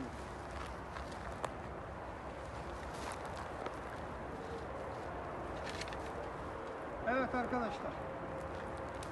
Evet, burada bir şey var. Evet, burada galiba bir mezar var arkadaşlar. Mezar var. Mezarıma. Evet, burada bir mezar keşfettim gibime geldi. Evet, burada bir duvar. Açtı. Çarpı yaptı. Açtı. Hadi bir duvar daha. Hop, burada bir şey var arkadaşlar. Evet, gördüğünüz gibi. Evet, burada o kadar yolları geldik. Burada bir duvar. Açtı. Değerli verdi. Açtı. Ve çarpı yaptı ve açtı. Şimdi bu bir mezar. Buradan buraya kadar çarpı yapacak. Seyredin şimdi arkadaşlar.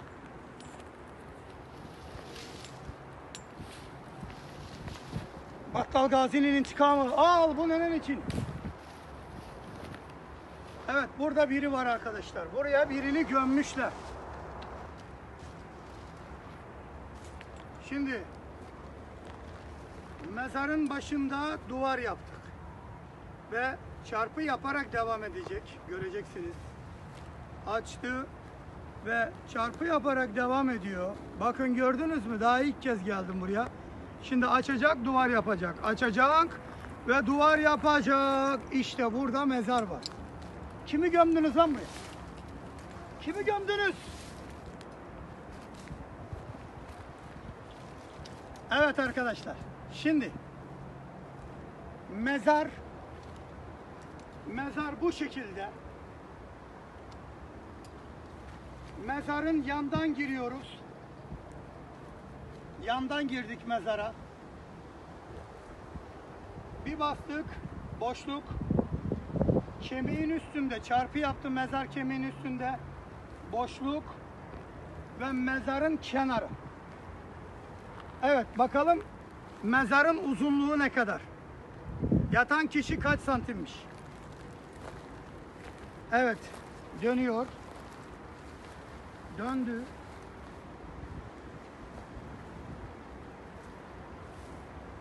Döndü. Döndü. 1, 2, 3. 3 metre. Yani evet, bu bir mezar burada.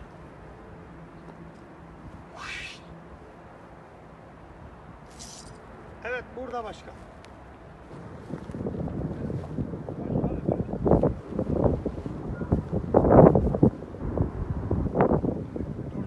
Evet arkadaşlar, şimdi mezarın derinliğini ölçüyoruz. Burada kemiğin üstünde çarpı yaptı. 1 2 3 4 5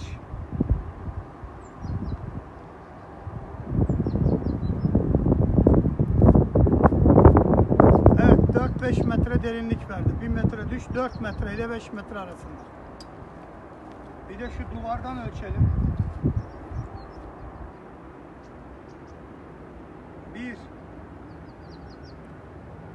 2 3 4 5 6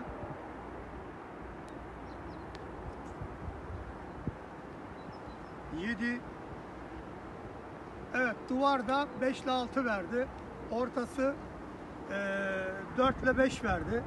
Yani 4-5 metre derinlikte burada bir mezar ya da lahit var. Hoşça kalın. Mezar uzunluğu şu kadar. Tamam. Duvar buradan başlıyor zaten. Şöyle bir dakika başla. Şöyle. Evet. Aynen. Tamam yeter yeter. Mezar uzunluğu böyle. 2. Ver. Sen girme kadraja. Şöyle. Şöyle. Evet arkadaşlar. Burada mezar hareketi yaptı. Mezar hareketi nasıl yapıyor? Tekrar gösteriyorum. Bakın duvar. Önce duvar yapar. Sonra açar. Çubuklar çok hareketli olmaya başladı. Enerjiden dolayı. Şu an mezarın içine girdik. Şu an kemikteyiz. Geliyor, geliyor, geliyor. Mezar sonu ve duvar ve geri geldi. Şimdi mezara yandan gireceğiz. Duvar. Bir adım attık, açtı. Kemiğin üstünde çarpı yaptı. Açtık. Ve duvar yaptı. Lahit hareketi de böyledir. Lahit hareketi. Evet, tekrar geliyor. Duvar. Önce duvar yapmak zorunda. Mezarda öyle. Bir adım açtık. Açtı.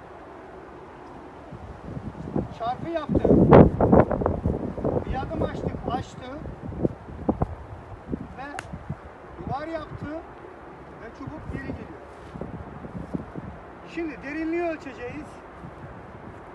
Derinliği ölçeceğiz arkadaşlar. Şuradan çek. Dur. Oradan. Oradan böyle. Şimdi derinliği ölçeceğiz arkadaşlar. Duvarın olduğu yere gelip derinlik ölçeceğim.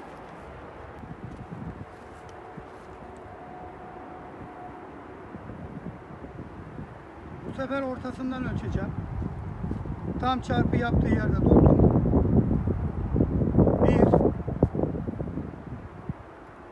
1 2 3 4 5 6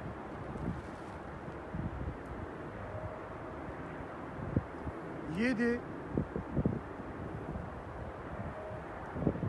8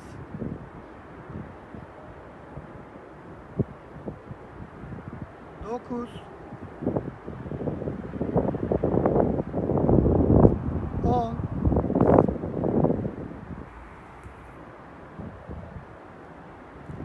10 metre verdi. Dur bakayım. Evet arkadaşlar, bakın çubuk burası kazı yapılmasına rağmen bile burada çubuk çarpı yapmıyor. Yapıyor, açıyor.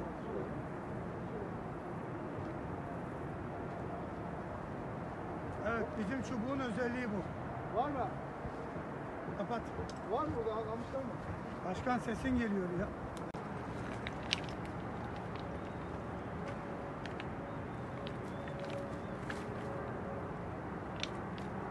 Buraya bir 3 yazsaydın ya.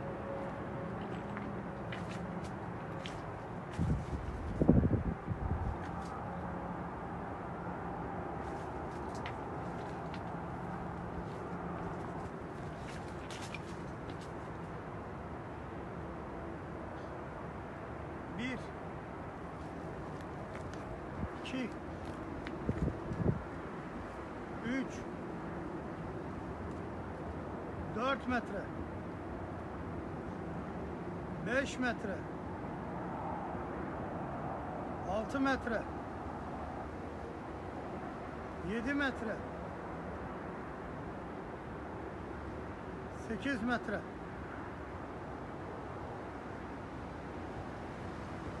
9 metre, 10 metre, 11 metre, 10 metre verdi. Bir daha ölçeceğiz. 10 metre derinlik verdi. Çarpı yaptı.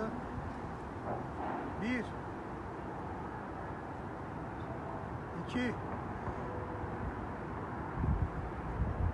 3 metre, 4 metre, 5 metre, 6 metre, 7 metre, 8 metre, 9 metre. Bir daha ölçüyorum.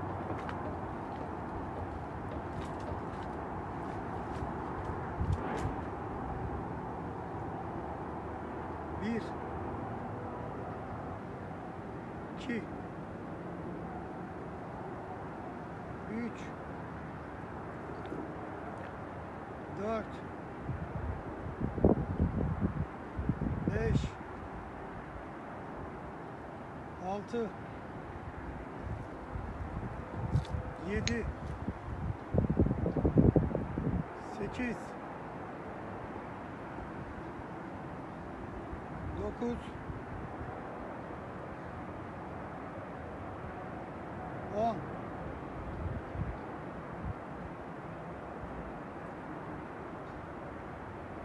10 metre, 9-10 metre. Yığma da zaten o kadar derin zaten, değil mi? Evet. 9-10 metre yığmanın altında, şöyle yığmayı çek.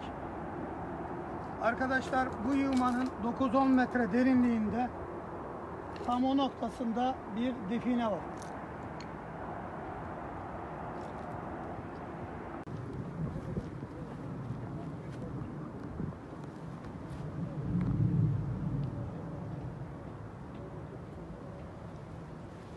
Değerli verdi.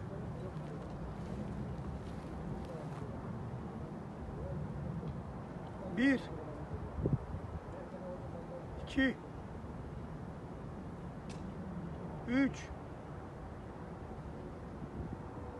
dört,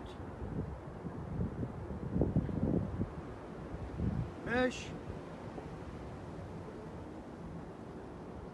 3 metre derinlik verdi. 3 metre.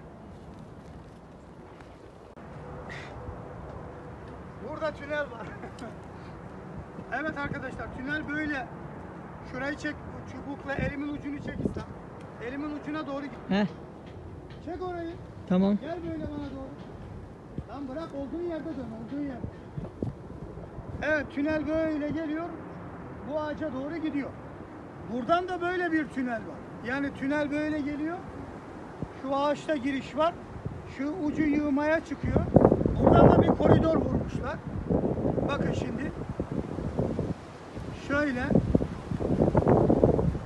Tünelin genişliği. Tünelin genişliği. Tünelin ortası. Böyle gidiyor. Şurada bir giriş var. Ama bu taraftan da bir koridor var. Bakın. Şöyle. Şuradan bir koridor var. Bakın duvar.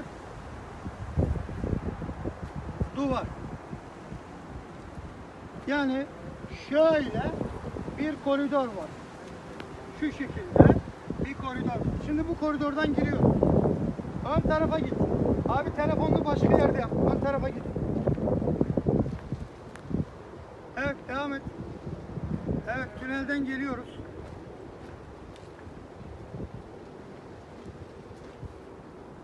Bakın çubuk tam tünelin ortasına yönlendiriyor. Burada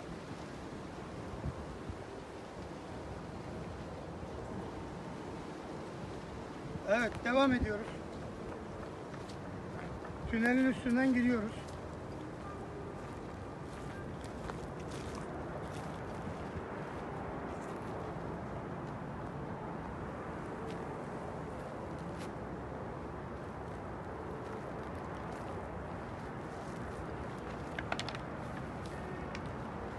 Git dolan, o taraftan dolan, o taraftan dolan.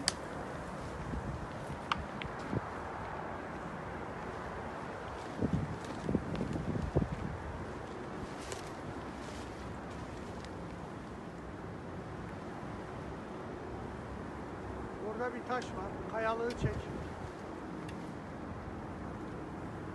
Evet.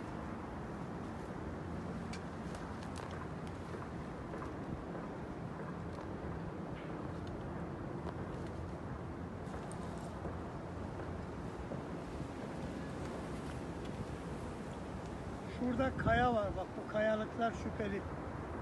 Yani bazen kaya yapıştırırlar yere ki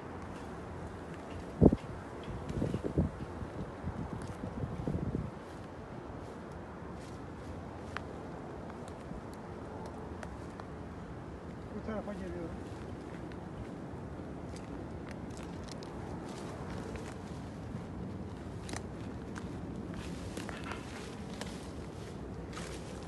Tüneli bulalım. Evet. Tünel böyle devam ediyor.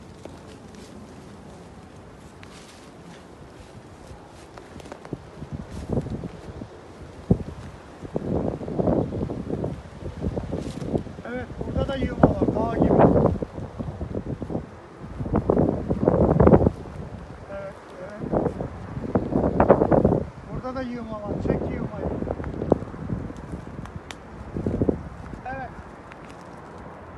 Arkadaşlar, bu yığmaya geliyor. Bakın, geç şöyle. Bakın, duvar yapıyor.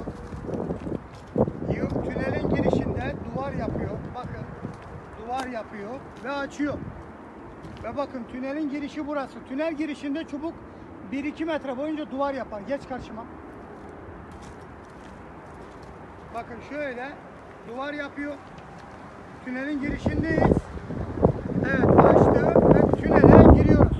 Girmeden önce bir kere açıyor. Bakın. Evet. Bakın, tüneller yığmalar tünele bağlı. Yani arkadaşlar her yığmanın başında bir tünele giren yol var. Yani bu yığmalar tünel girişleri. Her yığmada bir tünel girişi var. Sığınak, kaçış noktaları. Yani anlayacağınız olay burada 7-8 tane her biri 10-15 kamyon büyüklüğünde yığma var. Yığmaların bazılarında hazine var. Bazılarında da birbirine bağlantılı 6-7 metre derinlikte tünel var. Tünellerin içinde ne var? İlla ki mal vardır. Tünellerin kenarında, koridor iç duvarlarında mal vardır.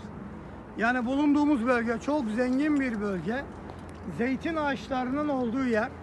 2000-4000 yıllık bir geçmişi var. Evet arkadaşlar, şöyle yığmayı aşağı doğru çek, tünel girişinin olan yer yığmayı. Şimdi burada yığma var ama yığmanın neresinde define var bir bakalım. Tamam, orada tünel girişi var da bir bakalım define neresinde var.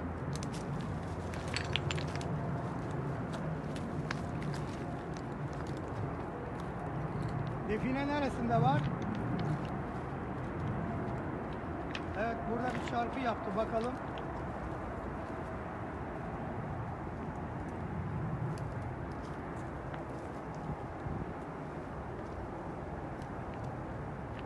Evet arkadaşlar, bu yığmanın şu taraftan çeksene bunu. Bu yığmanın tam burasında define var. Tünel girişini şuradan verdi. Gösterdiğim yeri çek. Tünel girişini şuradan verdi. Buraya da mal koymuşlar. Bakın mal burada. Şimdi şöyle bir derinlik alayım. Derinlik almadan önce 1-2 metre geri gidiyorum. Geri geliyorum. Son adımdan sonra ayağımı kımıldatmıyorum. Evet, derinlik alıyorum. 1 2 3 4 5 6 7 8 Evet, 7 metrede çarpı yaptı, 8 açtı. 7 metre, 1 metre düş. 6 metre derinlikte burada mal var. Evet arkadaşlar, bölgede 30'ar metre arayla 7-8 tane yığma var ve her yığmadan birbirine bağlantılı tüneller var ve her yığmanın bir bölümünde değerli bir hazine yapan da yeri var. Yani hem tünele bağlanıyor hem de değerli hazine yapan yeri var. Evet arkadaşlar, korkunç, felaket bir işçilik. Yani şu taşların her biri 5-6 kilo. Bunları toplamışlar, binlerce, milyonlarca, yüz milyonlarca taş. Köylü, çoluk çocuk buraya gelmiş ve bunları toplamışlar, tüneller açmışlar ve bunları, hazineyi gömüp bunları saklayıp gitmişler ve bir daha geri gelemediler. Bu arada arkadaşlar, bu bölgeyi iktidar yabancılara satmış. Artık şu an bulunduğumuz bölge yabancılara aitmiş. Definesiyle birlikte toprağı, kimliği, zeytin ağaçlarıyla birlikte satan zehirli bir iktidar ve siyaset. Allah bizi bunlardan kurtarsın. Yabancılara vatanı peşkeş ettiler. Hoşça kalın. Evet arkadaşlar, çarpı yaparak gidiyor. Burada bir tünel var. Şu anda tünelin üstündeyim. Tünelin üstündeyim şu an arkadaşlar. Bakın, açıyor, karşıma geçin. Bakın, şu anda bir tünel var. Şuradaki yığma, çek yığmayı. Yığmanın girişinde burada tünel var. Tünel devam ediyor. Gel. Evet, şu anda tünelin üstündeyim.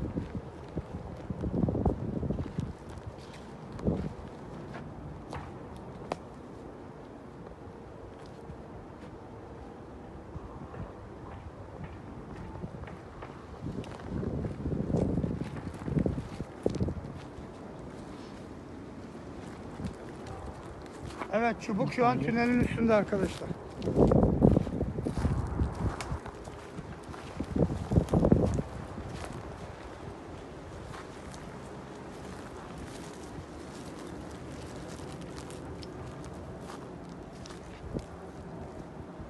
Evet. Şu an tünel girişi var burada. Tünel girişi var. Evet, tünelin girişi buradan. Bakın, tünel girişi karşıma geç. Arkadaşlar burada tünel var. Bakın. Tünele buradan giriyorum. Çubuk duvar hareketi yapıyor. Duvar hareketi yapıyor. Duvar hareketi yapıyor. Ve buradan şu an tünele giriyorum. Evet, tünele girdim. Ve tünel devam ediyor. Bakalım tünel nereye götürüyor bizi? Şu an tünelin üstündeyim.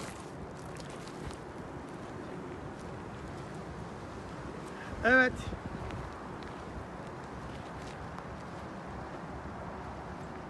Bakın. Saparsam çubuk tünele yönlendiriyor beni. Bakın. Çubuk tünele yönlendiriyor. Tünelin tam ortası burası. Eğer tünele yandan gelirsem bakın ne yapıyor. Bakın burada bir duvar yapıyor. Gördünüz mü? Açıyor. Duvar yapıyor. Geri geliyor. Yani işte tüneli bu şekilde şey yapıyoruz.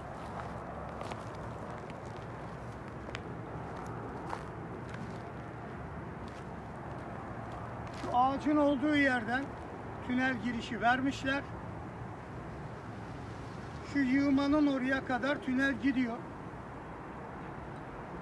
Evet, şimdi tünele devam ediyoruz. Evet, tünele devam ediyoruz. Şu an tünelin üstündeyiz. Şu taraftan şu tarafa geç.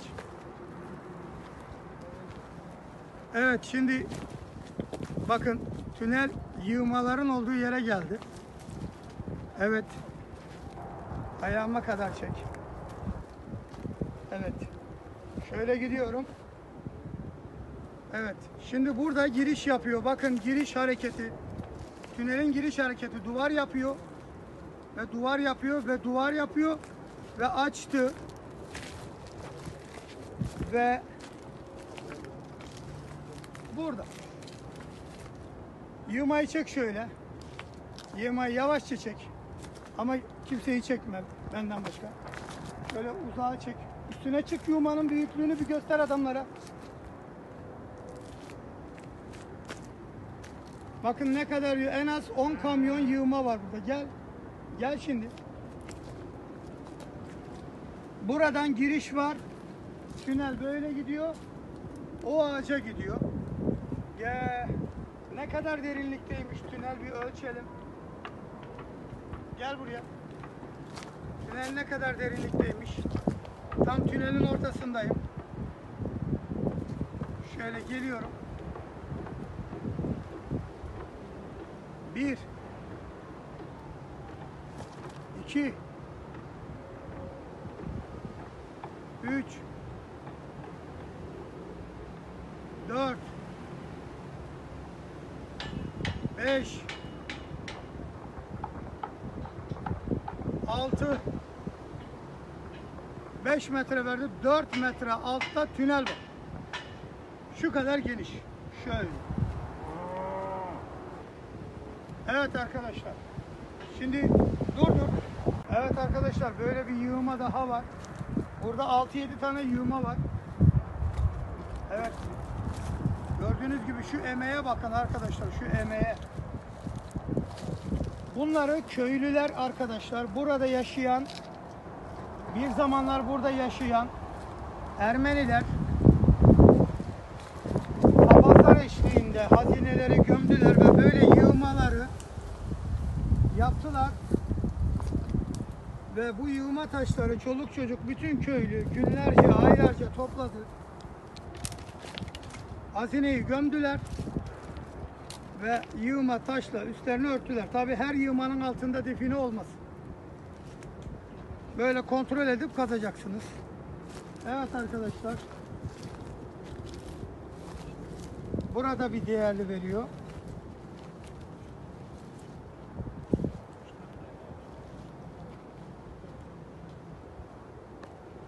Bakın yığmayı oraya yapmışlar. Değerliyi burada verdi.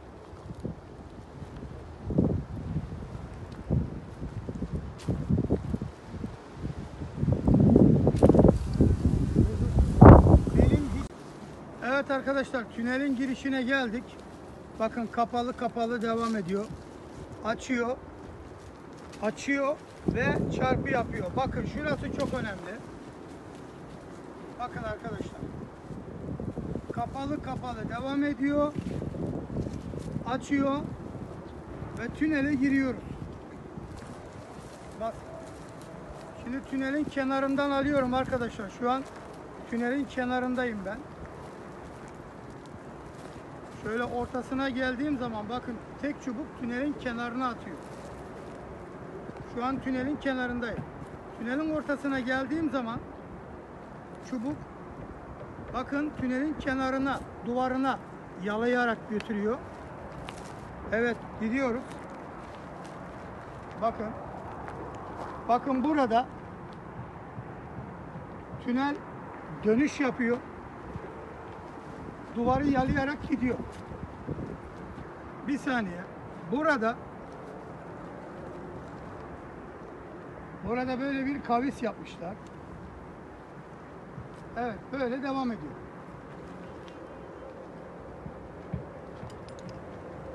Ama işte çift çubuk olması lazım. Bakın duvar yapıyor, açıyor. Duvar yapıyor. Tekli çubukla define olmaz. Ama bazen tek çubuğu kullanırsınız. Ayrı dava. Define çift çubuklu olur. Tek çubukla olmaz definecilik. Tek çubukla hiçbir şey yapamazsınız. Evet. Bastım. Burada bir ağaç çürümüş. Define olan yerde ağaç çürür. Definenin gazından dolayı. Burada değerli veriyor.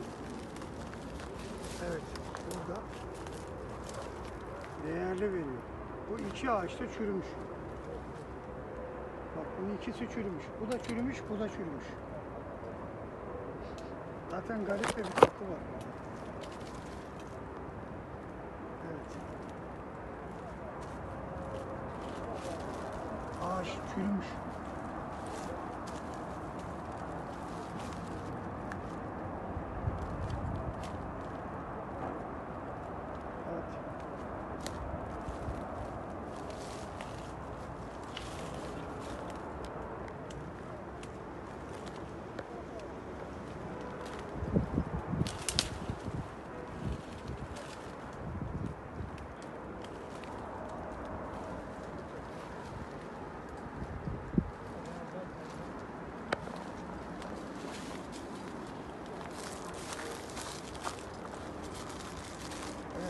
Bir duvar hareketi yap.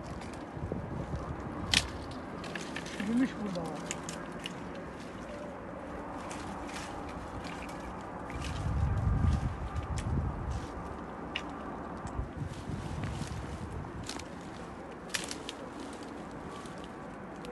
Düz tut telefonu. Telefonu düz tut. Aman abi niye böyle düzmüyor? Bekle. Evet. Gelin defineye. Dümdüz bir istikametle gideriz. Şu an kaybolma şansımız %85. Her yer orman. Her şey dağ. Gözümüze batmasa iyi olur da saksana bir çıkalım. Oy düştüm.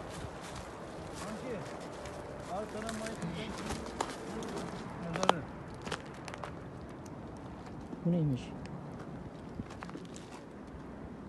Burada arkadaşlar şimdi burayı kazmışlar. Daha önceden. Ama herhangi bir kum dökme, taş atma olayı yok. Yani burası tamamen doğal. Yani burayı boşuna kazmışlar. Yani Kaputu açmışlar, aküyü çalmışlar. Yani Ay yanlış bilgiler mi oldu? yani Yanlış söylemişler abi. kaputu niye açıyorsun? Kaputu çalmışlar. Burada araba herhangi çalmamış. bir daha önceden saklama olayı yok. Burayı yaklaşık 4 metre kazmışlar. Canavar gibi ama boşuna kazmışlar. Ve çubuk Hiç herhangi hareket bir etmiyor. tepki vermiyor. İşte çubuk kullanmak, çubuğun hareketini kullanmak bunun için çok önemli. Bakın, çubuk herhangi bir yere de gitmiyor. Yani bakın, çubuk sağa doğru dönüyor. Çubuk bu tarafa doğru. Bakayım ne tarafa gidiyor.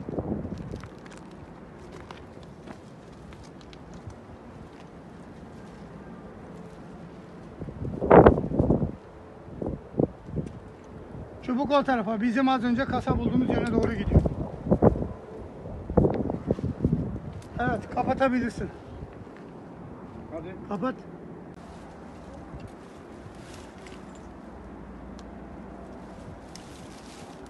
Orada duvar yaptı. Orada duvar yapıyor.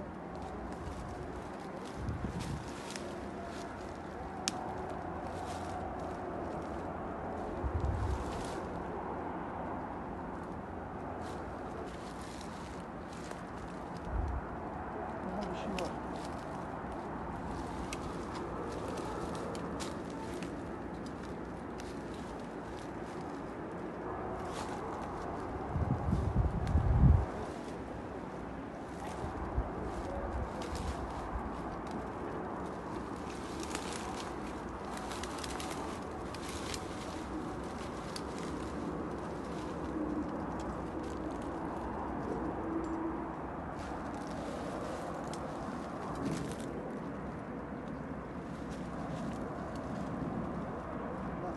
Burada duvar yaptı.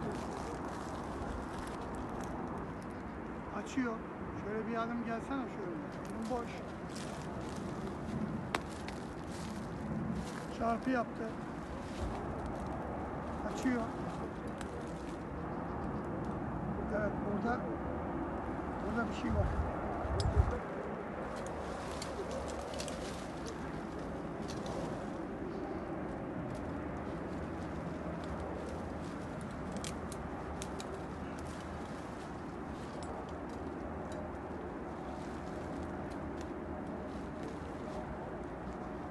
Evet, tam burada duvar yapıyor.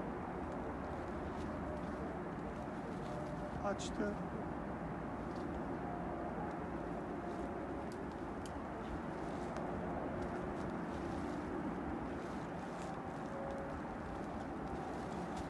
Duvar yaptı.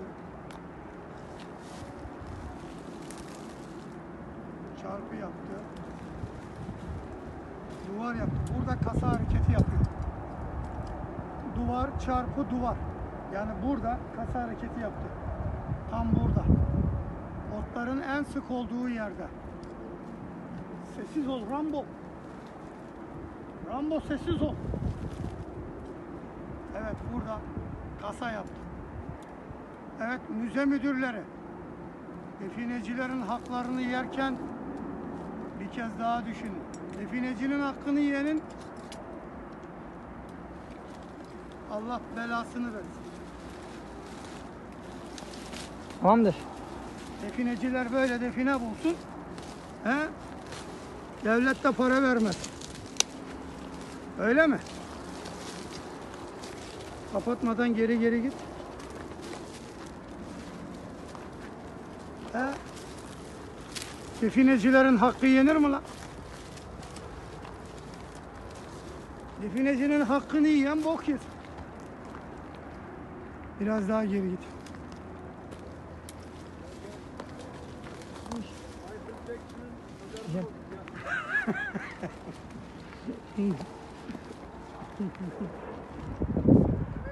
Ha. Evet arkadaşlar, tamam, beni çek. Evet. Kapattım. Tamam, kapat. Arkadaşlar, burada da bir oda mezar tespit ettik. Bakın, duvar açtı. Arkadaşlar, burada hiçbir yerde olmayan dikenler var. ikinci duvar. Bu dikenler sadece bu alanda var. Bu bir şifredir.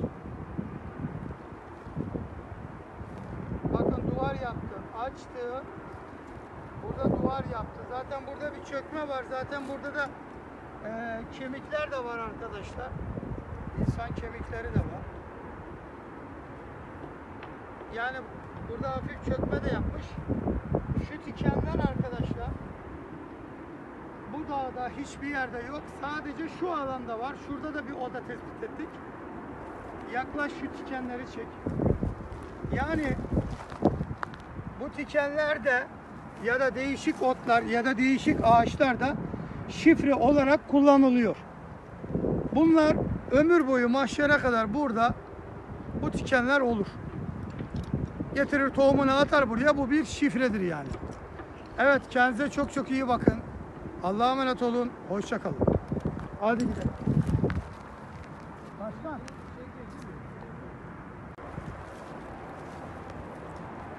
Yığmalardan buraya bağlanan bir tünel var ve tünelin burasında bir oda tespit ettik. Evet. Burada bir oda var. Odanın büyüklüğünü ölçelim. Evet, odanın büyüklüğü. Yığmadan buraya bağlanan bir oda var.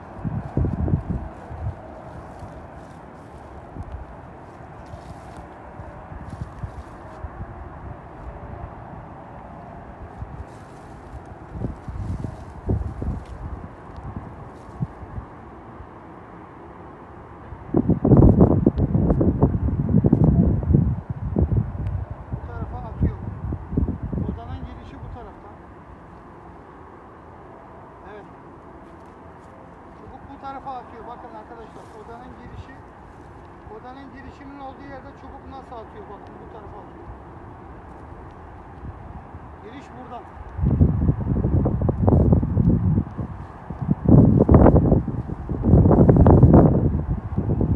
Evet, odanın büyüklüğünü gördük. Burada yığma bizi buraya getirdi. Bu yığmadan bu odaya bir giriş var. Evet, aradığımız oda bu. Duvar. İçine girdim. Çarpı yaptım. Çarpı yaparak devam ediyor. Duvar. Bu geri geliyor. Evet.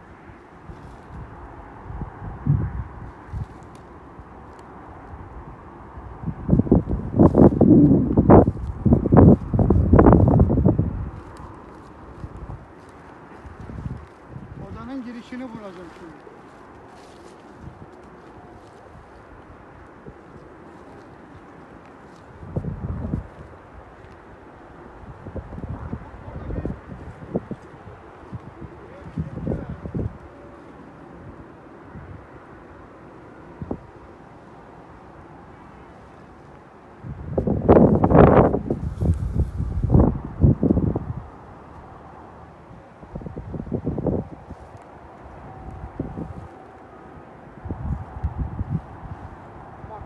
Atıyor çubuk, gördün mü?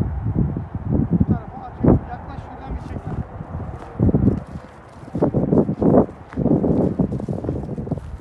Bak. Çubuk bu tarafa atıyor bak. Odanın duvarından bu tarafa atıyor. Bu tarafta giriş var.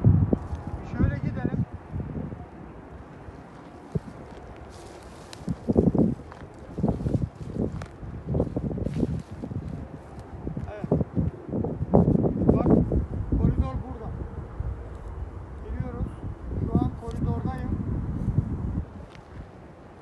Oda girişi burada. Oda girişi burada. Şuradan çek. Bak. Geldim. Burada koridor var. Duvar yaptı. Geldim. Bak, koridorun genişliğini ölçüyorum. Bak, koridorun genişliğini ölçüyorum. Burada. Oda girişi burada. Evet, oda girişi tam burada bir duvar var. Ve buraya şu an odanın içindeyiz. Ve burada çarpı yapıyor. Odanın içinde malzemeler var. Çünkü çubuk kayma yapıyor sağa sola. Bakın oda içinde malzemeler var. Evet, bayağı bir çubuk, acayip bir hareketli, iyi bir şey var burada. Şimdi derinlik alacağım. Şimdi çarpı yaptı. Çarpı, oda içinde çarpı yapan yerden derinlik alacağım arkadaşlar. 1 2 3 4 5 6 4 metre derinlikte oda var. Ama arkadaşlar şurada yığma var. Yığmadan buraya geldik. İslam şöyle şuraya geç. Şuraya geç. Bak.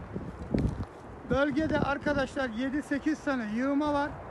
Her yığma birbirine bağlantılı tünel var. Ve bu yığmadan bu odaya bir tünel var. Şimdi bakın o tüneli bulacağım. Bakın. Bakın burada da dışarı atma yaptı. Bakın. Bakın. Tünel. Tünel hareketi. Bakın yığmadan. Git. Yığmaya doğru gidiyor. Evet. Şu karşıma gel. Bakın yığma burası. Bir saniye. Arkaya git de. Yığma burası. Yığma burada. Evet.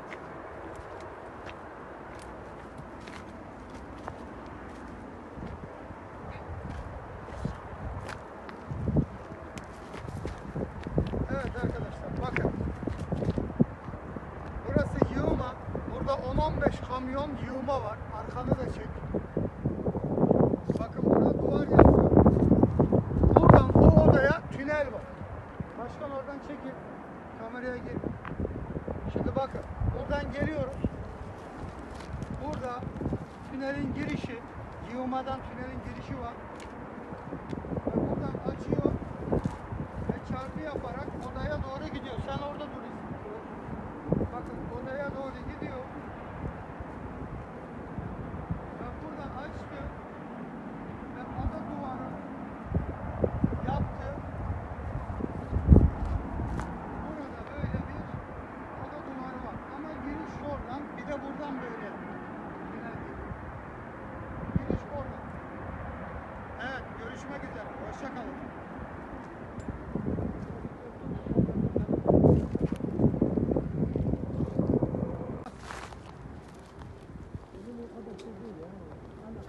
Bak tam tünelin oraya gelirken tünelin üstünde çarpı yapıyor. Biri kazmış ya. Bak. Var. Bak ikinci tünel hareketi yaptı. Gördün?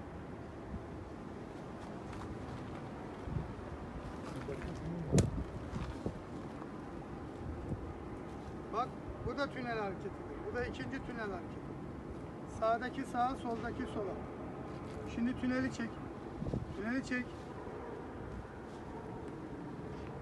Anladınız şimdi? Orada tünel var ya bak. Tünelin üstüne gelince ne yapıyor? Girerken duvar. Bak. Sağdaki sağa, soldaki sola. Tamam. Burada iki tane yan yana mezar var. Duvar yaptı. Açtı. Kemik üzerinde çarpı yapıyor. Kemik üzerinde. Açıyor ve duvar yapıyor. Geri geliyor. Evet, ikinci mezara gidiyor. Duvar yaptı. Açtı. Kemik var. Kemik üzerinde devam ediyor. açtı, duvar yaptı ve geri geldi. Şimdi kaç metre derinlikteymiş? Ölçelim. Duvar yapan yerde duruyorum. Şöyle geç. 1 2 3 4 4'te çarpı yaptı. 5 5'te yapmadı. 4 metre 3 metre 1 metreyi buradan aşağı düştük mü 3 metre burada 2 tane yan yana yatan kişi var. 2 mezar var burada. Evet.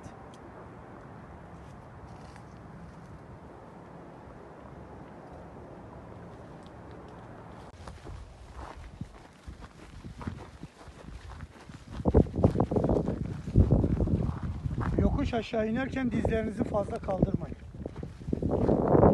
Normal. Bu şekilde yürüyeceksiniz.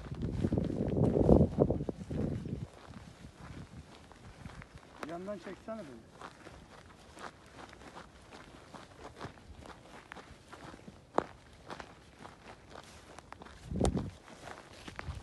Dur bir saniye. Şimdi ben aşağı gideyim de.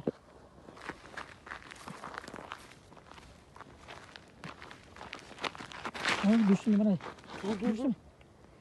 Vallahi Sen düşüyorum. önce aşağı in durdur. Aşağıdan beni çek. Hadi şu otları...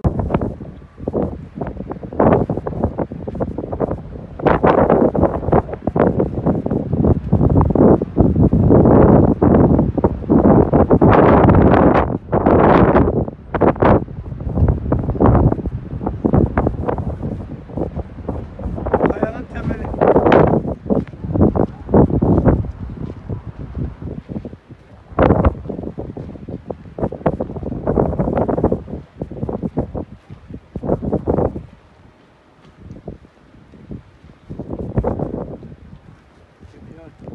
Bak kemiğe çarpıyor. İslam sadece beni çek. Burayı çek. Define ararken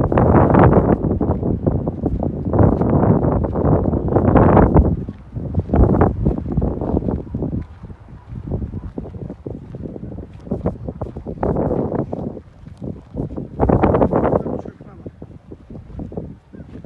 Karınca yuvası da var.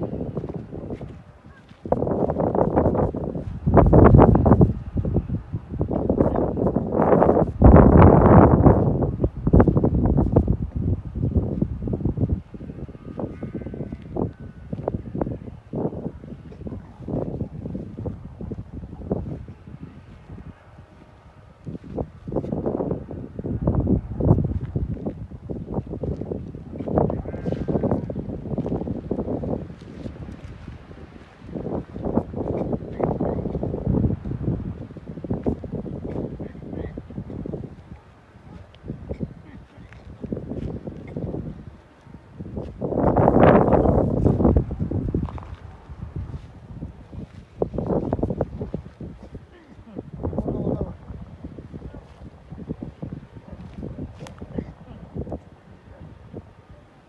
Evet arkadaşlar, duvar yaptı, açtı, çarpı yaptı, açtı, duvar yaptı. Burada karınca yuvası da var. Karınca yuvasına tepki vermiş olabilir.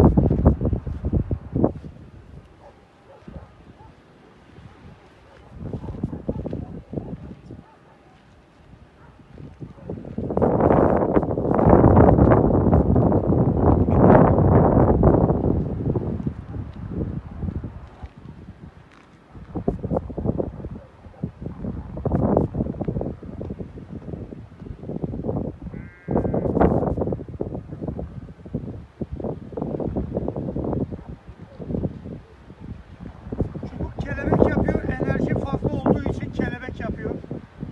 Altta yığma taş olabilir. Hava boşluğu olabilir. Define olabilir. Ama genelde çubuk açık kapıyorsa burada bir hava boşluğu burada karınca yuvası var. Yakın çeksene şu karınca yuvası. Bu karınca yuvasına tepki veriyor. Buraya gel, bir yer göstereyim. Yalnız burası derinliği bir alalım bakalım ya.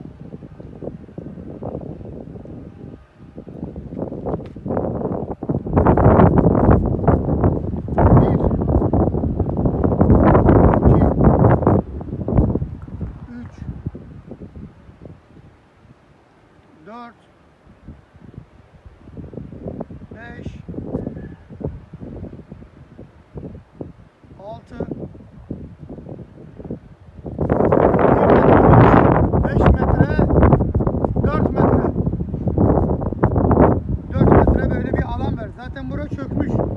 Ama karınca yuvası aşağısından dolayı çökmüş olabilir ama yine de kazıp kontrol etmek lazım. Burada bir kasa gibi bir şey verdi yani. Karınca yuvasının boşluğu. Ama kontrol etmek lazım. Evet arkadaşlar, burada bir yığıma gördük. Hemen kasa 10 metre ilerisinde.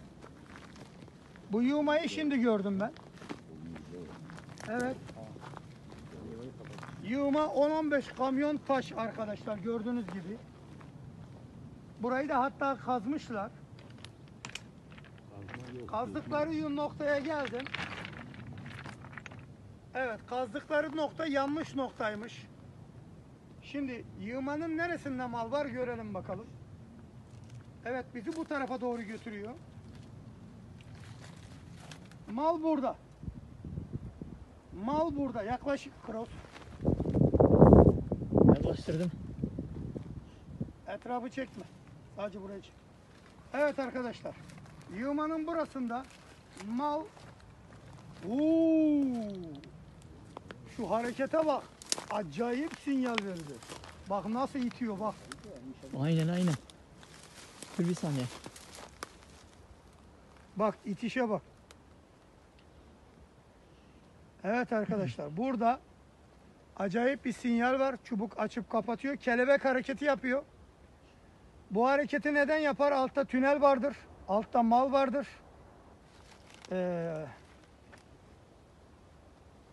Evet. Defineci arkadaşlar yanlış yeri kazmışlar. Tekrar geliyoruz. Arkadaşlar çubuk acayip itiyor. Çubuğun ekstradan enerjisi patlar böyle mal olan yerde. Ekstra hareket eder yani. Evet. Gördünüz değil mi? Çubuğu tutuşumu görüyorsunuz. Nasıl?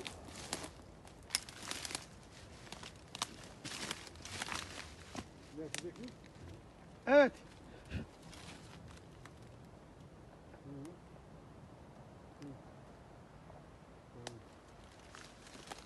Tam noktada kilitlenmesi lazım arkadaşlar. Tam bir noktada. Tam bu noktada kilitlendi. Buradan acayip bir enerji yayıyor. Bakın şurada kelebek yapıyor. Bakın burada kelebek yapıyor. Yaklaş Kroos, şuradan çek. Dur. Şuradan 2 metre yanıma gel. Bakın arkadaşlar burada kelebek yapıyor. Enerjiyi yayıyor burada. Bakın. Buna ben kelebek hareketi diyorum. Ve burada tam kilitleniyor. Tam burada kilitleniyor. Bakın. Evet, çubuk döndü. Bakın şimdi gidiyorum. Tekrar geri geliyor. Bazen çubuk neden geri döndü, geri gitti? Çünkü buradaki enerji, böyle görünmeyen o duman sağa sola savruluyor. Ve çubuk sanki elimden kaçacakmış gibi ekstra bir güç geldi buraya. Yani burada bakın, burada kilitlendi. Burada bakın, burada gördüğünüz gibi açıp kapatıyor. Evet, tam mal burada. Mal tam burada. Şimdi derinliğini alalım. Derinliğini alalım. Tam kilitlenen yere geliyorum. Biraz geri gitmem lazım derinlik almak için. Kilitlendi ve durdum. 1 2 3 4 5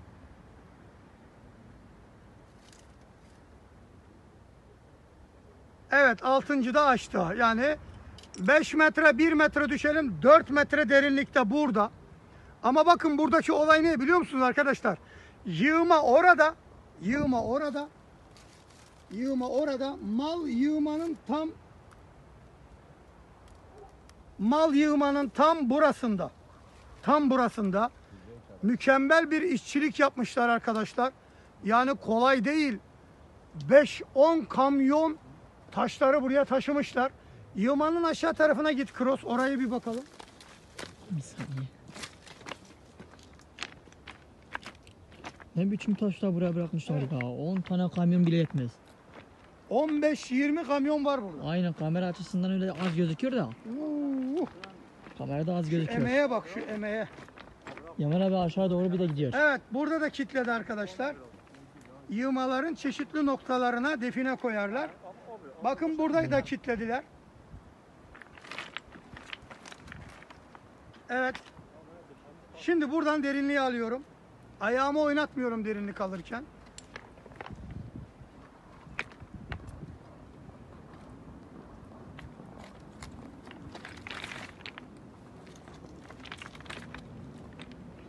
Evet. 1 2 3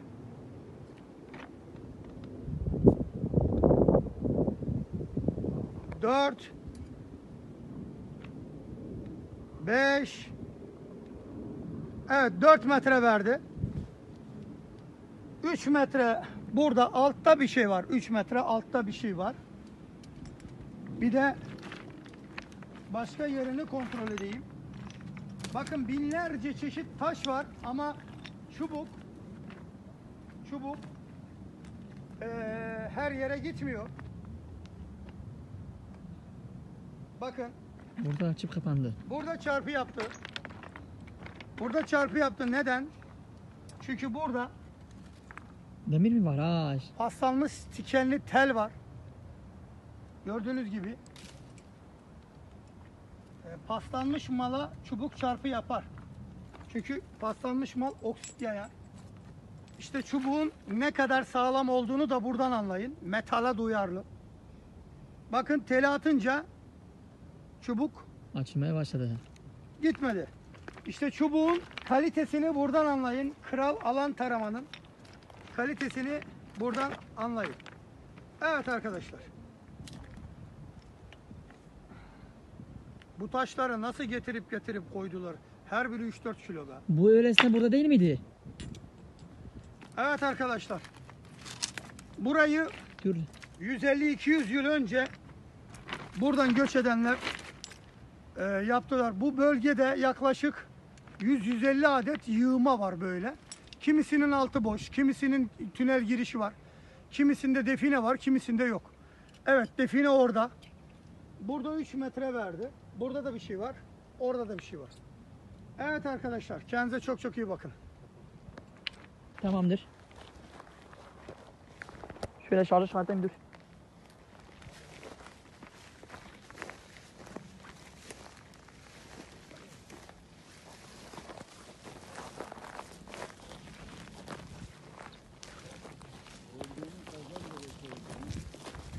Ah.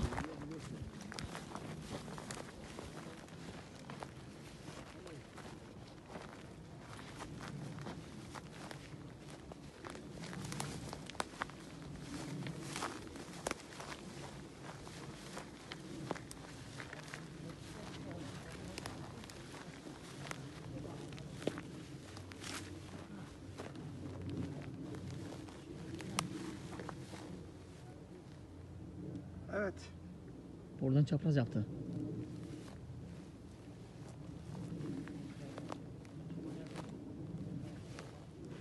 Şimdi Evet, kasa hareketi yaptı arkadaşlar burada. Şöyle aşağıdan şey yap ya da yukarıdan. Evet arkadaşlar, burada duvar yaptı.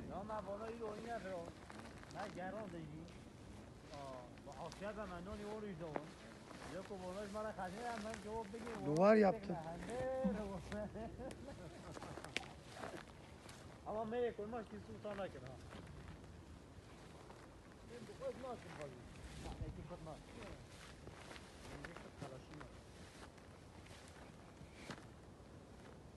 Ama şu an çek beyni. Yani o kez dergime hadi o tabloyu ne hal?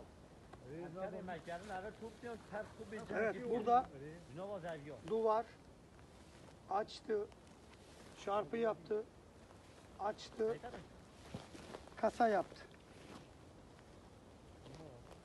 Evet, burada kasa hareketi yaptı. Yalnız bir şey daha söyleyeceğim arkadaşlar. Şu patika yollarının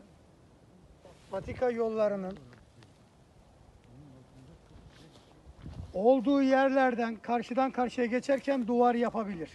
Çünkü burası ezilmiş toprak olduğu için, sıkılaşmış toprak olduğu için patika yollarında böyle duvar yapar, açar, duvar yapar. Yani yollarda. Bunu bilin yani. Yanlış duvar yapar yani. Ama burada bir şey var. Burada duvar yaptı.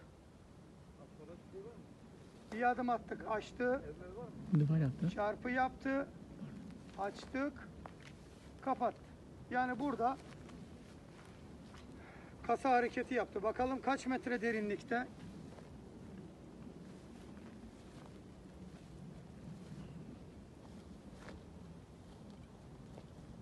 Bir, iki, üç, üçüncü metrede çarpı yaptı. 4 dedik, açtı. 2 metre aşağıda bir şey var. Ve değerli bir şey var. 2 metre aşağıda. Evet. Şimdi şöyle aşağı doğru da inelim. Bu tarafa gel, bu tarafa. Aşağı gidersen sen çok bu gece çıkamayız. Aşağı doğru Gel. gidilmez ya.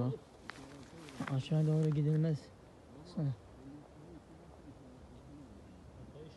Zaten video çektik, siz iş yapacak. Oraya özel bir değerli veriyor. Yani define koymak için böğürtlen çalıların olduğu yer çok ideal bir yer. Bu böğürtlen çalısının altında değerli verdi arkadaşlar. Evet, bura mutlaka kazılmalı. Gidin kazın burayı. Evet arkadaşlar, böğürtlen çalıları.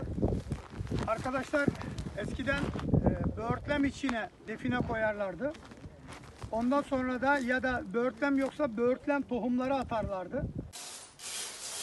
Merhaba arkadaşlar. Ben Define Kral Ümit Yaman. Hepinize sevgilerimi, saygılarımı sunuyorum. Kral alan tarama nikel krom karışımı 2022 model. Arkadaşlar gördüğünüz gibi solüsyonlu. Buradaki solüsyonun aparatın içerisindeki zararsız maddeler, çürümez, kokmaz, mahşere kadar gidecek olan maddeler var. Bunlar suya ve doğal kayalara gitmesini engelliyor. Şimdi ispatlayacağız. Yani toprak altındaki su ve doğal kayalara gitmez bu çubuk. Şimdi gördüğü zaman nasıl yön değiştireceğini göreceksiniz. Şöyle yakınlaştır şurayı. Parayı görüyorsunuz.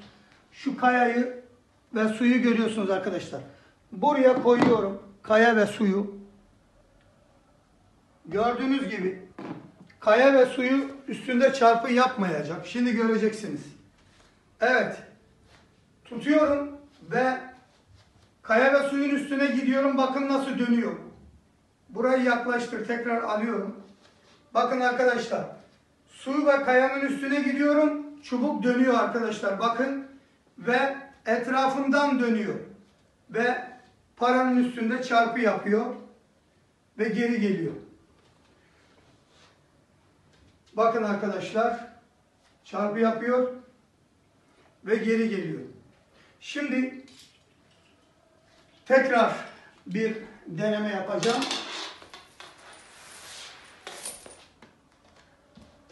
Bakın buraya koydum. Suyu da buraya koyuyorum. Ve üstünden gidiyorum. Bakın gördüğünüz gibi hemen yön değiştiriyor. ve parayı buluyor. Bir de bu taraftan deneyeceğim arkadaşlar. Bakın kaya ve evet, suyun üstünden gidiyorum. Bakın yön değiştiriyor. Ve gördüğünüz gibi paranın üstüne gidiyor. Taşı ve suyu buraya koyuyorum. Paraya gitmek istiyorum. Bakalım, yine gördüğünüz gibi suyu ve doğal kayayı görünce yön değiştirip malzemeyi buluyor. Ama arkadaşlar şu aparatı çıkartıp şunu koyuyorum. Yani iki aparatsız çubuğu takacağım şimdi. İki aparat olmayan çubuk kullanacağım şimdi. Bakın, tepkiyi görelim. Gidiyorum. Ve arkadaşlar bakın, suda çarpı yapıyor. Gidiyorum. Parada da çarpı yapıyor. Peki şöyle yapalım. Suyu buraya koyayım. Taşı da buraya koyayım. Evet, suda çarpı yaptı. Toprak altında suya. Bakın, kayaya da çarpı yaptı. Paraya da çarpı yaptı. Gördüğünüz gibi arkadaşlar. Ama yakın çek. Şunla değiştiriyorum. Bunu buraya koyuyorum. Ve aparatlı olan Kral Alan Tarama. Bu icat bana aittir arkadaşlar. Formülü bende. Şimdi tutuyorum. Geliyorum. Bakın, gördüğünüz gibi suyu görmüyor. Taşı görmüyor. Taşı görünce itiyor. Ve paraya gelince çarpı yapıyor.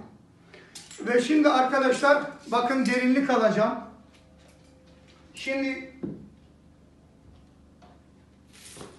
ben 5. kattayım ve alt katın tabanı 5-6 metre derinlikte. Şimdi derinlik alma hareketini gösteriyorum. Bu derinlik alma hareketini de buldum ben. Buna key hareketi dedim. Eğer kayanın üstünde yaparsanız kaya kontrol hareketi diyorum. İkisi de aynı. Şimdi derinlik alıyorum. 1 2 3 4 yavaş yavaş çubuk kapanıyor. 5 6 İşte duvar hareketi. Altta taban var. Bir alt katı 6. 1 metre buradan yere kadar düştüğümüz zaman 5 metre derinde taban var. Eğer çarpı yapmış olsaydı aynısını yaparak derinlik alacaktık ve kaç metrede metale çarpı yaptığını anlayacaktık. Duvar yaptıysa duvarda bunu deneyeceksiniz. İşte bu hareketin adı key hareketi. Kayanın üstünde yaparsanız kaya kontrol hareketi. Böylelikle kayanın içinde ya da kayanın altında bir şey varsa arkadaşlar size bulur. Eğer bir kayanın üstündeyiz ya, mesela bu bir kaya. Kayanın üstüne geldik. Şöyle. Kaya kontrol. Mesela bu bir kaya. Kayanın üstüne geldik, çarpı yaptı. Hemen ayaklarımız sabit duruyor. Ayaklarımızı kımıldatmıyoruz. Kaldırıyoruz. Kaldırdığımız zaman 3 saniye durduracağız. İndirdiğimiz zaman 2 saniye. Bakın. 1, 2, 1, 2, 3. 1, 2. 1, 2, 3. 1, 2. 1, 2, 3. Çarpı yaptık. Kaç metrede, kaç kere kaldırdık, indirdik? 3 kere. Bir kere düş, 2 metrede. Kayanın üstünde eğer çarpı yaptı ve ayakları oynatmadan tekrar geri, mesela kayanın üstünde çarpı yaptı. Geri gidin. 1-2 adım geri gidin. Tekrar gelin, kayanın üstünde çarpı yaptı. Ayakları oynatmıyoruz. İndiriyoruz. 1, 2, 3. 1, 2. 1, 2, 3. 1, 2. 1, 2, 3 dedi, çarpı yaptı. Ya da 4'te, 5'te, 6 kare indirdik. Bir kerede çarpı yaparsa kayanın altında bir şey yok. Değerli bir şey yok. Ama 1, 2'yi de çarpı yaparsa var. 3'te yaparsa var. 4'te yaparsa var. 5. kaldırdık çarpı yaptı var. 6. kaldırdık çarpı yaptı var. Bir şey var yani. Gerçek bir şey var. Yoksa bir şey yok demek. Evet. Derinlik alma. Arkadaşlar bu hareketi de ben keşfettim. Kaya kontrol ve derinlik hareketi adını koydum. İşte kral alan taramanın yeteneği bu. Almak isteyenler bizlere ulaşsın. YouTube Define Kralı kanalı sahibiyim arkadaşlar. YouTube Define kanalına sizleri bekliyorum. Birbirinden ilginç define maceraları ve define çubukları hakkında ve define işaretleri hakkında bilgilendirme, kazma, arama, keşif videoları birlikte izleyelim. Hoşça kalın. Kendinize çok çok iyi bakın. Bu 304 kromdur arkadaşlar. Bu mıknatıs tutmaz.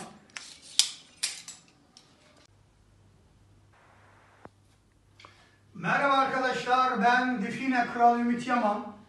Evet, şimdi Kral Alan Tarama 2022 Krom'un yeteneğini görüyoruz. Burada su var. Suyu görünce dönüyor. Etrafından dönüyor arkadaşlar. Tekrar gelelim.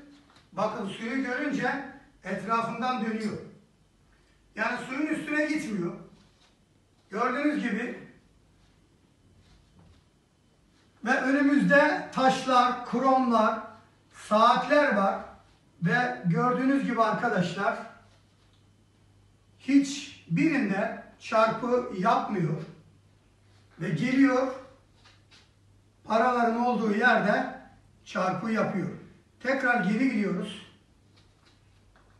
Gördüğünüz gibi bu tarafa doğru gidiyorum. Bakın, yine çarpı yapmıyor. Gördüğünüz gibi bir de buradan geliyorum. Evet. Bakın, sağa doğru dön diyor. Önünde taşlar var. Ve gidiyorum ve dönüyor ve paraların olduğu yere geliyor ve geriye dönüyor. Ve arkadaşlar, gördüğünüz gibi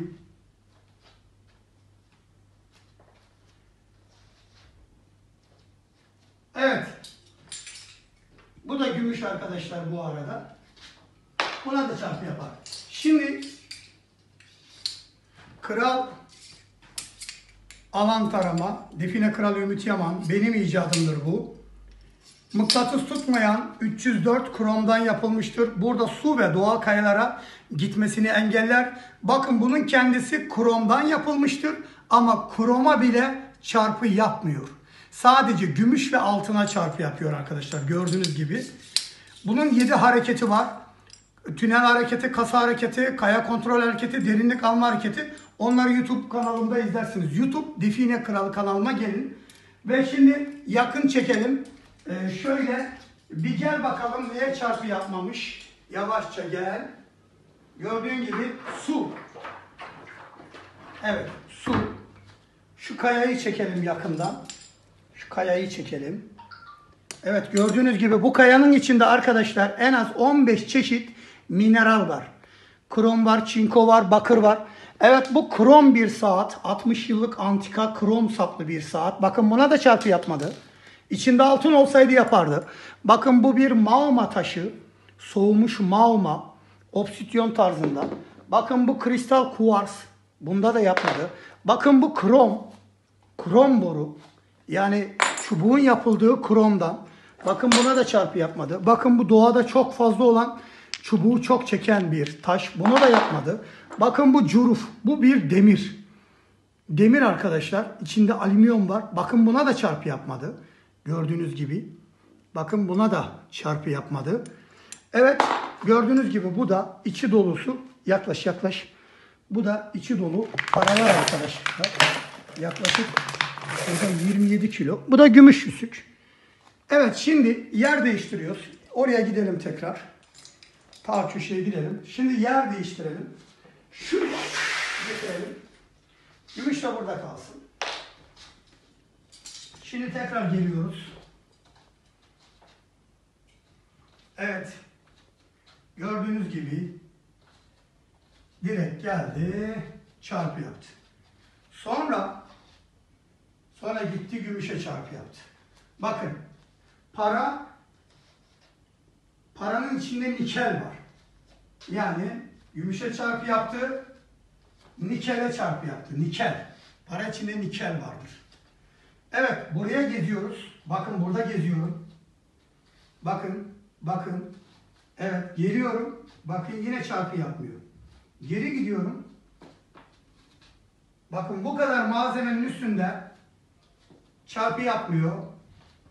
Evet, paranın üstünde de çarpı yapmadı. Geri döndü ve geldi çarpı yaptı. Tekrar gidiyoruz. Bakın çarpı yapmıyor. Geliyor gümüşün üstünde. Evet. Yani bunda bir el oynaması falan yok. Gelen test yapar öyle alır gider. Yani arkadaşlar bu testi geçecek. Bu testi geçecek dünyada başka bir alan tarama yok. Evet, kral alan tarama. Şimdi şu solüsyon olmayan çubuğu deneyeceğiz arkadaşlar. Şu solüsyon olmayan çubuğu deneyeceğiz. Yani şu solüsyonu alıyoruz ve buraya koyuyoruz. Şuraya. Ve solüsyonsuz deneyeceğiz. Bakalım ne olacak? Testi geçecek mi? Solüsyonsuz. Evet. Geliyoruz. Toprak altındaki sulara çarpı yapacak mı? Evet arkadaşlar. Solüsyonsuz deniyoruz. Evet. Suda çarpı yaptı. Tekrar deniyoruz. Evet, suda çarpı yaptı. Açtı. Kayada çarpı yaptı. Geldi çarpı yapıyor. Çarpı yapıyor. Açtı. Gümüşe gitmedi. Çarpı yapıyor. Bakın çarpı yapıyor. Yani ne yaptığı belli değil yani. Her gördüğüne çarpı yapıyor. Her gördüğüne aşık olan, ayıran gönüllü bir şeye döndü bu. Yani gördüğünüz gibi her yerde çarpı yapıyor. Hatta binanın temeli var. İçinde demir var. Şöyle demirler var ya. Demirlere bile çarpı yapıyor. Bakın. Yani nereye gidiyor?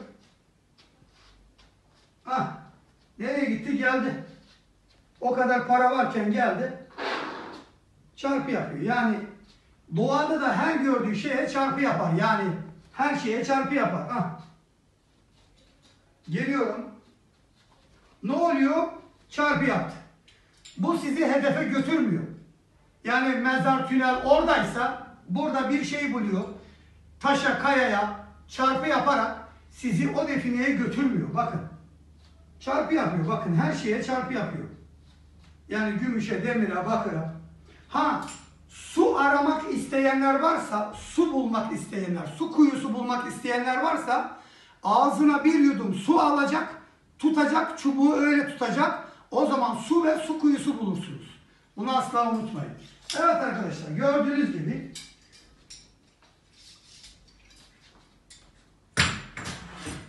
evet işte bu altın kaplama gümüş tel bağlıyoruz ya da gümüş tel bağlıyoruz artık. Eskiden ip bağlardık, bağırsak bağlardık ama en iyisi gümüş tel ya da 304 krom, 304 krom mıknatıs tutmayan bu şekilde artık bağlıyoruz arkadaşlar. İşte dünyanın en kolay ürünü. Kendinize çok çok iyi bakın. Allah'a emanet olun. YouTube Define Kralı kanalına hepinizi bekliyorum. Hoşça kalın. Merhaba arkadaşlar, ben Define Kralı Ümit Yaman. Bütün dünyadaki milyonlarca sevenime sevgilerimi, saygılarımı sunuyorum. Bu da elimdeki de Kral Alan Tarama Krom 2022 modeli arkadaşlar. Şimdi burada insanların yanıldığı çok bir olay var. O da şu: çubuk çarpı yaptığı zaman orada define olma ihtimali %20'dir.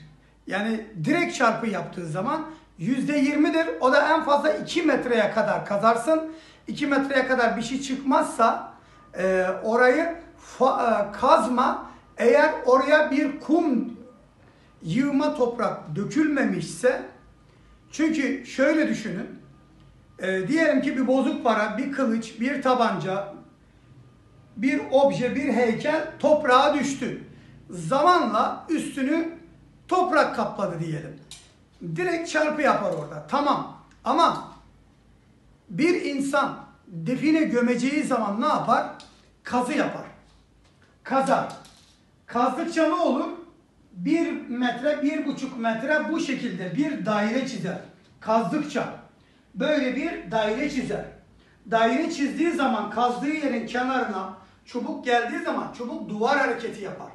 Yani şöyle kazdığı zaman buraya bir define koyduğu zaman çubuk duvar hareketi yapar. Sonra bir adım açarsın, açar. Definenin üstünde çarpı yapar. Sonra açar. Kazdığı yerin kenarına gelince duvar yapar, sonra geri gelir. Bu kasa hareketidir. Yani kasa hareketi, bakın kasa hareketi. 1 duvar yapar. 2 açar. 3 çarpı yapar. 4 açar. 5 duvar yapar ve geri gelir. Yani bir insan buraya define gömeceği zaman 1,5 metre kazar ve çubuk bu kazdığı yerin kenarına gelince duvar yapar. Sonra açar, sonra definenin üstüne çarpı yapar, sonra açar, sonra duvar yapar. Bu şu demektir. Doğada kasa hareketi bulursanız %100, %90 orada define vardır. Yani önce duvar yapar, sonra açar, sonra çarpı yaparsa ya da çarpı yaparak 1-2 metre devam ederse orada oda içinde ölüler, kemikler vardır. Yani en sağlamı önce duvar yapacak, sonra açıp sonra çarpı yapacak. İşte bu sefer garanti olur define bulmanız. Ama geldi direktmen çarpı yaptı. Şimdi direkt çarpı yaptı. Ne yapıyor? Doğal kayalara, toprağın altındaki doğal kayalara ya da suya çarpı yapıyor. Çünkü eğer özel bir şey gömülmüş olsa 1,5 metre ya da 1 metre kare bir açılması lazım onun. Kaya içinde de olsa fark etmez. Diyelim ki böyle kayanın üstündeyim. Kaya içine bir kese altın koymuşlar. Kayanın kenarında ya da kayanın ortasında duvar yapar, açar, çarpı yapar, açar, duvar yapar. Kasa hareketi. Yani kasa hareketi bulacaksınız. Ya da oda hareketi bulacaksınız. Yani gerçek defineye gitmeden önce çubuk duvar yapar. Sonra açar, sonra çarpı yapar. Mesela bu. Direkt çarpı yaptı, oraya mutlaka bozuk para düşmüştür. Ya da çok derinlerde bir şey vardır. Odur. Direkt çarpı yaptı, içinde define nasıl olur? 2 metreye kadar kazarsın. Yoksa yoktur. Daha fazla kazmana gerek yok. Ama orası yığma topraksa, ince elenmiş topraksa, kamyon bir yere toprak dökmüşlerse, kazılması için bir kenar olmadığı için orada define olur. Yani tümülüs gibi yerde. Olay bu. Onun için şunu söyleyeceğim. Arkadaşlar, çarpı yaptığı zaman 2 metre kazın. Eğer yığma toprak yoksa. Yığma toprak varsa devam edin. Ama çarpı yaptı 2 metre kazdınız, bir şey yoksa bırakın. Ama oraya toprak dökülmüşse, mıcır taş yığma dökülmüşse o zaman kazmaya devam edin. Bunu asla unutmayın. Gerçek define bulmak için önce kasa hareketi yapacak. Duvar yaptıktan sonra açıp çarpı yaparsa orada daha iyi garanti define vardır. Yani çarpı yaptı, en fazla 2 metre kaz. Bir şey çıkmadı mı? Demek ki ta derinlerde bir su çukuruna, bir mineralli kayaya çarpı yapmışlar. Ama doğal zümrüt, doğal elmasa da çarpı yapmış olabilir. Çünkü onlar kazılmadan gömülüyor. Yani meseleyi anladınız değil mi? Kendinize çok çok iyi bakın. Hoşça kalın.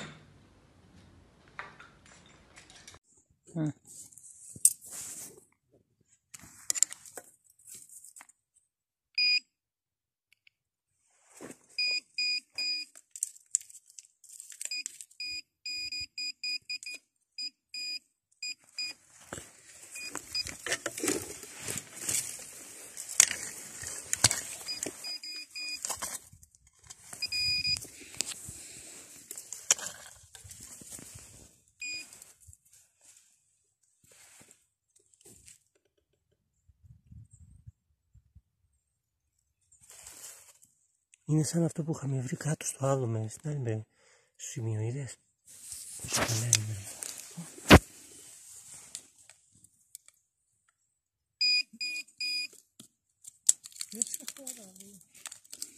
Ne vale diş konuda? Ой, я там только дали. Какие проехали.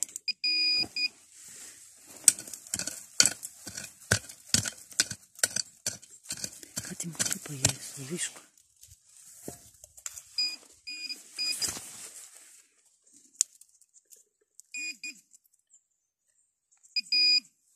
Кафе. Σύρμα.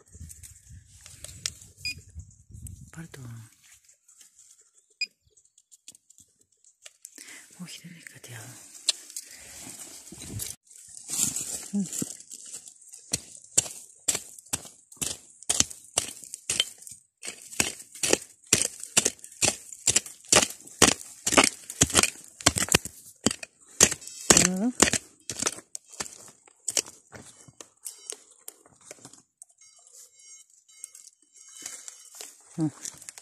Πιο διπλά. Μάκη, πιο διπλά. Εκεί.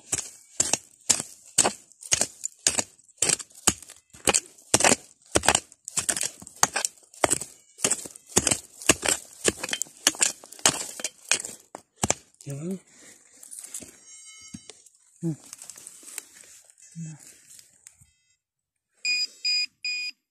Καφέ. Για να δω. Χριστός και Πανέ. Για βάλε το πίντα.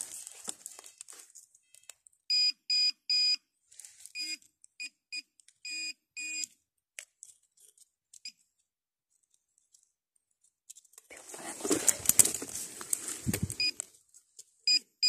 Και εδώ και εκεί.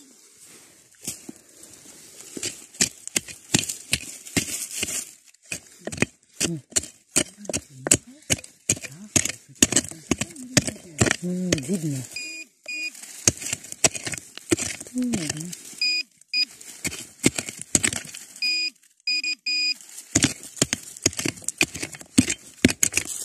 Слушай, как еще русский поет.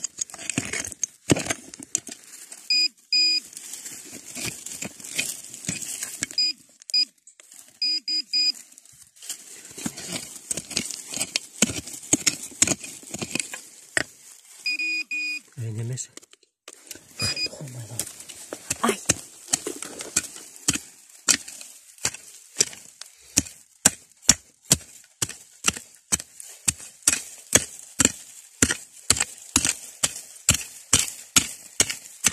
Αλήθεια.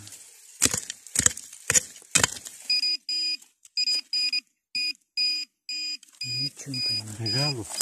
Я в хату пойду. Μεγάλο.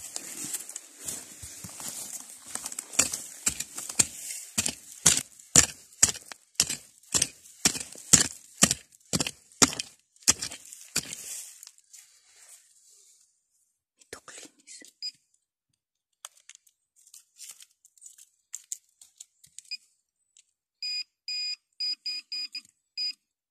Είναι έτσι προς τα πέρα.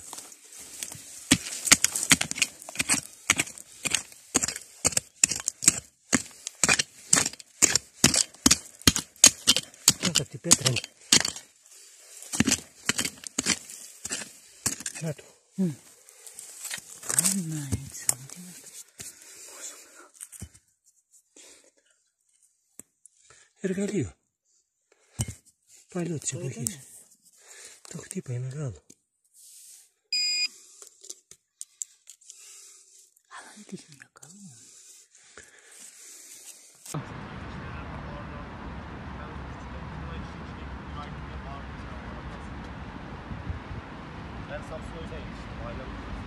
Söyle. Ben İstanbul'a geldiğim zaman şuydum.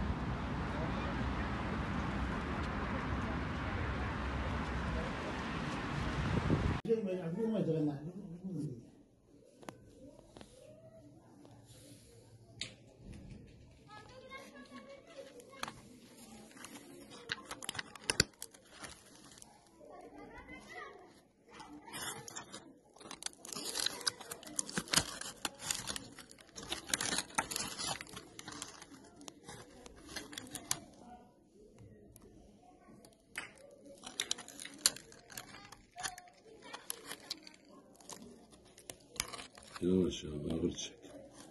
Bravo Hamdi. Allah her şey olsun.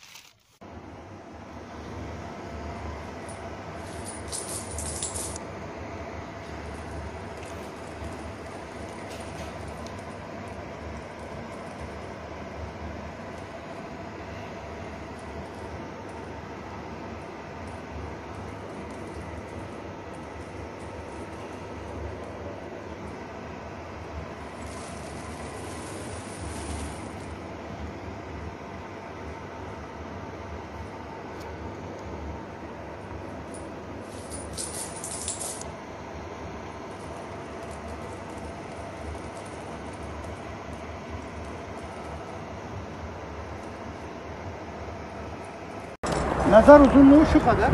Tamam. Duvar buradan başlıyor zaten. Şöyle bir dakika başka. Şöyle. Evet. Aynen. Tamam yeter yeter. Mezar uzunluğu böyle. 2. Ver. Sen girme kadraja. Şöyle. Şöyle. Evet arkadaşlar. Burada mezar hareketi yaptı. Mezar hareketi nasıl yapıyor? Tekrar gösteriyorum. Bakın duvar. Önce duvar yapar. Sonra açar. Çubuklar çok hareketli olmaya başladı. Enerjiden dolayı. Şu an mezarın içine girdik. Şu an kemikteyiz. Geliyor, geliyor, geliyor. Mezar sonu ve duvar ve geri geldi. Şimdi mezara yandan gireceğiz. Duvar, bir adım attık, açtı. Kemiğin üstünde çarpı yaptı. Açtık ve duvar yaptı. Lahit hareketi de böyledir. Lahit hareketi. Evet, tekrar geliyoruz. Duvar. Önce duvar yapmak zorunda. Mezarda öyle. Bir adım açtık. Açtı. Çarpı yaptı. Bir adım açtık. Açtı. Ve duvar yaptı. Ve çubuk geri geliyor. Şimdi derinliği ölçeceğiz. Derinliği ölçeceğiz arkadaşlar. Şuradan çek. Dur oradan. Oradan böyle. Şimdi derinliği ölçeceğiz arkadaşlar. Duvarın olduğu yere gelip derinlik ölçeceğim. Evet. Evet arkadaşlar, şimdi mezarın derinliğini ölçüyoruz. Burada kemiğin üstünde çarpı yaptı. 1 2 3 4 5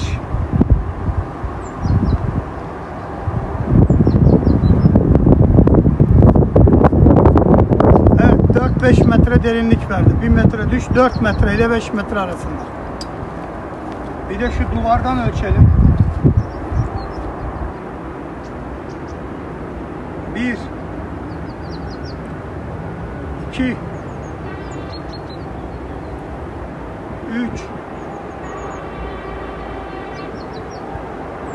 4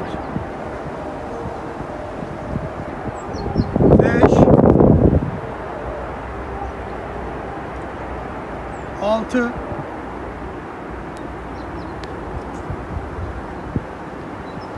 7 Evet, duvarda 5 ile 6 verdi.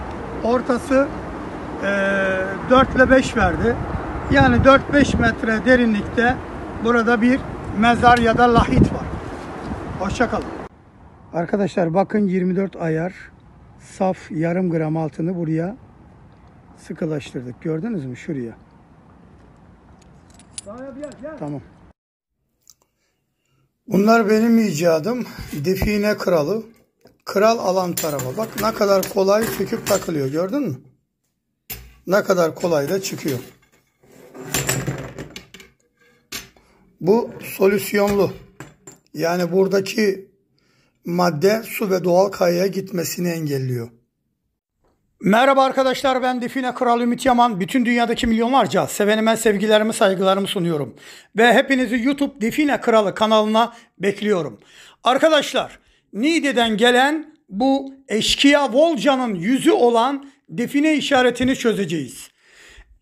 Eşkıya işaretlerini dünyada sadece çözen benim. Hatta dünyadaki bütün işaretleri 5 saniyede kavrayıp çözen tek insan benim. Bu doğuştan gelen bir yetenektir. Ben de bu yeteneğimi sizler için kullanıyorum. Evet arkadaşlar, eşkıya Volca'nın çenesine bakıyoruz. Çenesine. Çenesinde üzerinde heybesi olan ve bir kuyruğu olan bir kurt görüyoruz. Kurt sağ aşağı yöne bakıyor. Tam burun hizası, hafif sağ aşağı doğru bakıyor. Heybe altın, hazine demektir. Eşek heybesi, at heybesi, katır heybesi, kurdun üstündeki heybe altın demektir. Kurt in demektir. Yani dar mağaralar. Mağara içine saklanmış, eşkıya yağmalamakta kazandığı altın mücevherler, küp küp altınlar, milyar dolar değerindeki hazinelerden bahsediyoruz. Milyon değil. Küp küp elmaslar, yağmalanan hazineler, yağmalanmış tarihi eserler de çıkıyor eşkıya. Eşkıya Volca'nın Türkiye'de 1 milyara geçkin definesi var. Şimdi bu kurt baktığı yönde gideceğiz. Nereye kadar gideceğiz?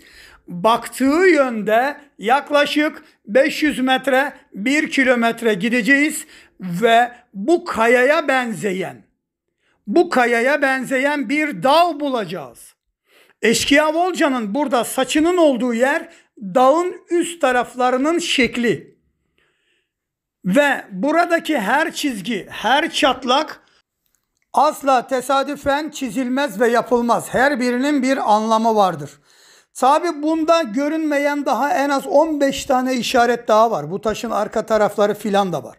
Şimdi bu çatlak, bu siyah çizgi ne demek? Bu siyah çizgi dağdaki dere ya da kuru dere ya da dağ kenarı şekli ya da dağın çukur bölümleri.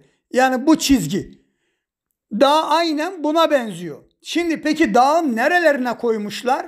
Bunu da murç iziyle, Horasan harcı damlasıyla ve yarıkla öğreniyoruz. Şimdi burada ağız tünel demektir. Ama tünele giriş başka yerde. Yani o yuvarlak ağza gitmeniz için yaklaşık 100 metrelik bir tünel var. Onun girişi de dağın sol aşağı tarafına vermiş. Bu yeşil daire siyah Horasan lekesi var. Yani orada kapalı bir oda simgesi veriyor.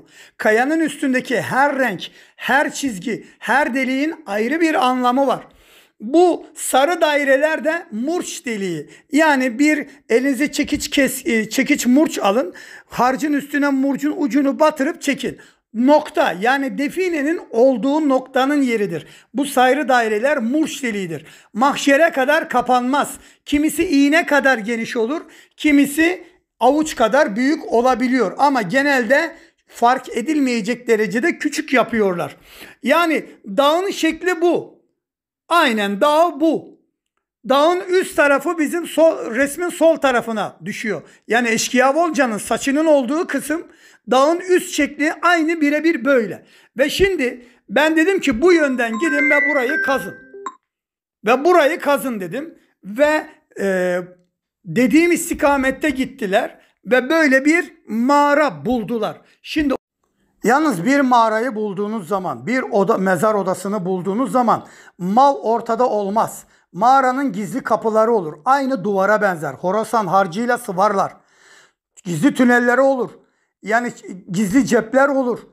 Tünel tünele geçer.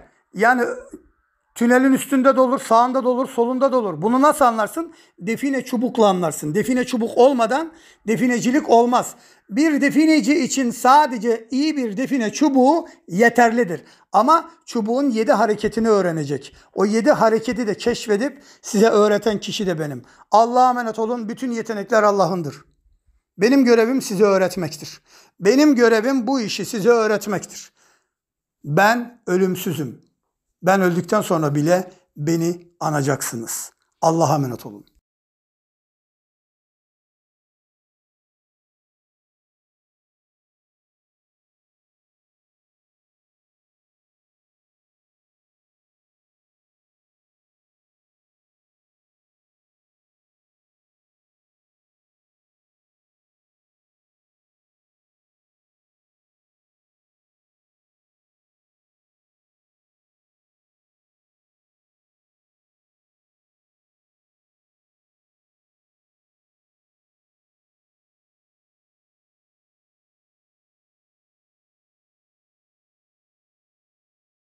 Ümit abim iki yönden çektim abi. Bir de bu yönden çektim gördüğün gibi.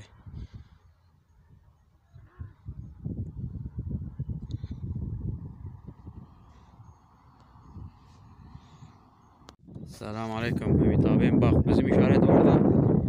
Hemen dönüyorum abi. Dere suyu görüyorsun. İşte tümünüz abi.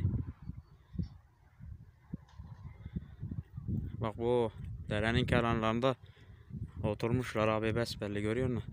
Tarlanın içinde bak taşlara kazı mazı yapmışlar. Bak suyun kenarında oturmuşlar abi.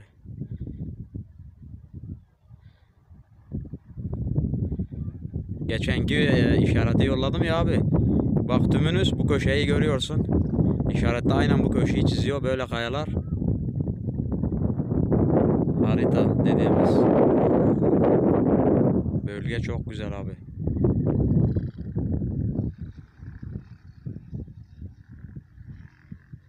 Tam motosikletin alt yanında yeni önceki fotoğraf çekmiştim. Video abi. مهندس این خاک جدیده، تقریبا پودریه، توش این پوست حلزون هم پیدا میشه. این پوست حلزون، این خاک اول بوده. این خاک 3 متری تا 5 متریه، رنگش زرده.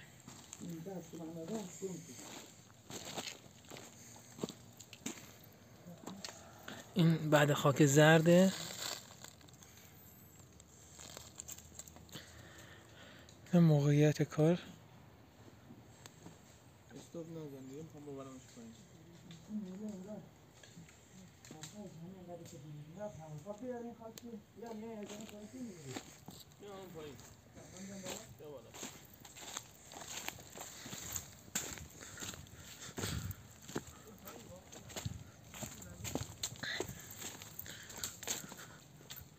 خب آخر اون درختا پرتگاه هست، زیرش رودخانه هستش. اینجا هم یه دره هستش که چشمه از اونجا میاد میرسه به رودخانه.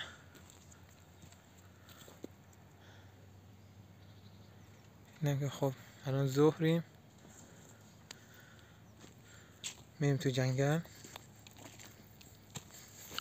موقعیت ما رو مشاهده میکنیم.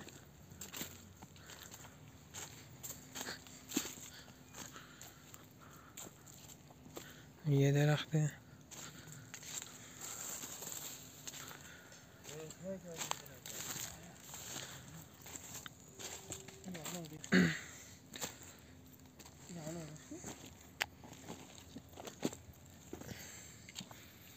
این چاله ما الان عمقش 7.5. رادیو هم بگید، از رادیو هم بگید.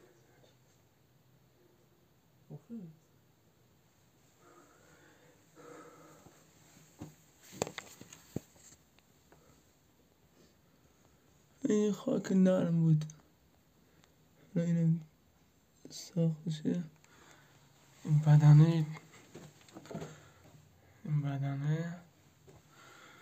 اینا هم کف کاره.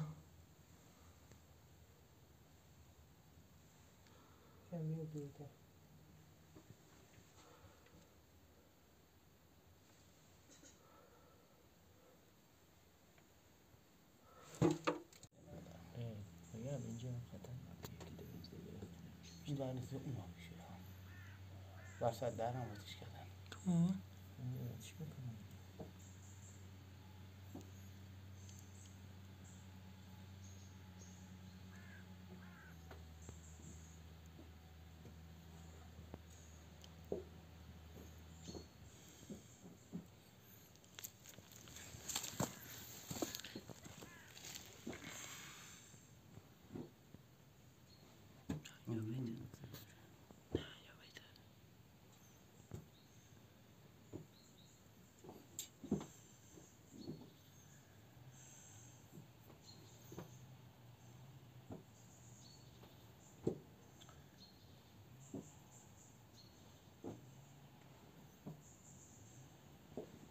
میگیری؟ آره.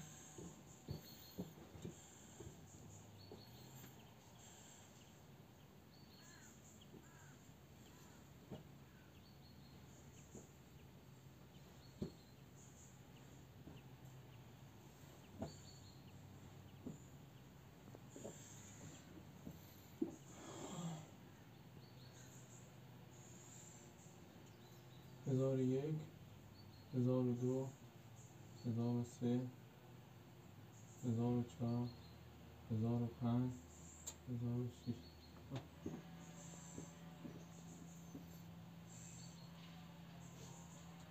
یکی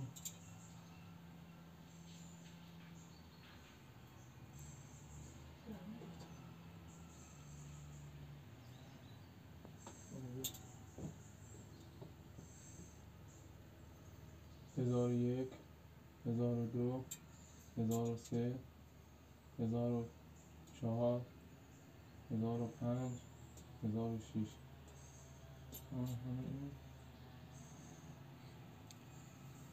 یک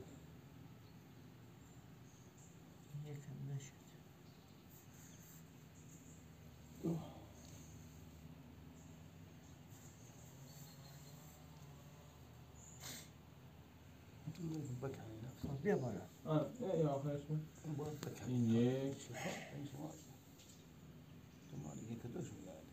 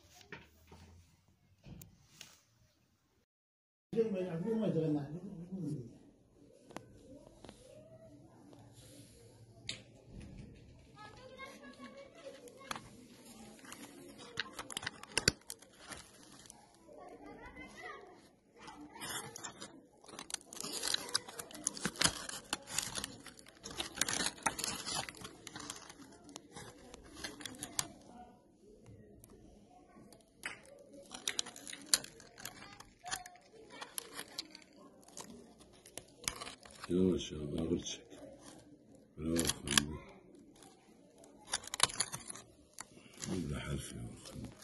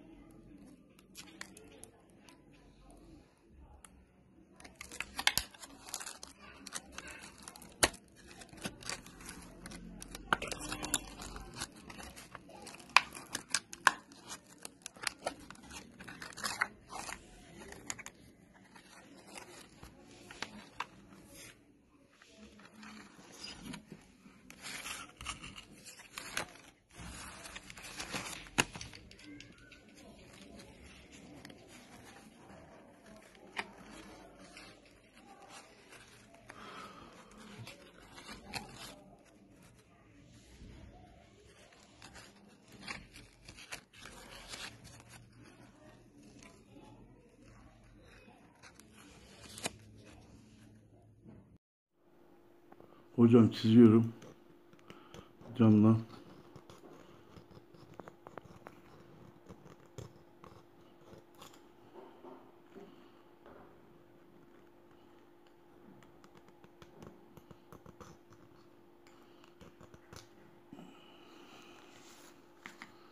Çizdim hocam. Bu şekil oluyor. Fazla da çizmiyor. Eline silince geri gidiyor. Çok az bir şey çiziyor. Çok az bir şey. O da bir leke bırakıyor hafif. Hafif çiziyor hocam. İsterseniz bir daha deneyeyim. Bak hocam.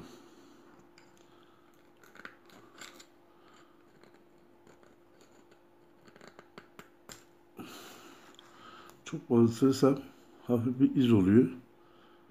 Geri gidiyor. Çok hafif iz kalıyor. Tamam.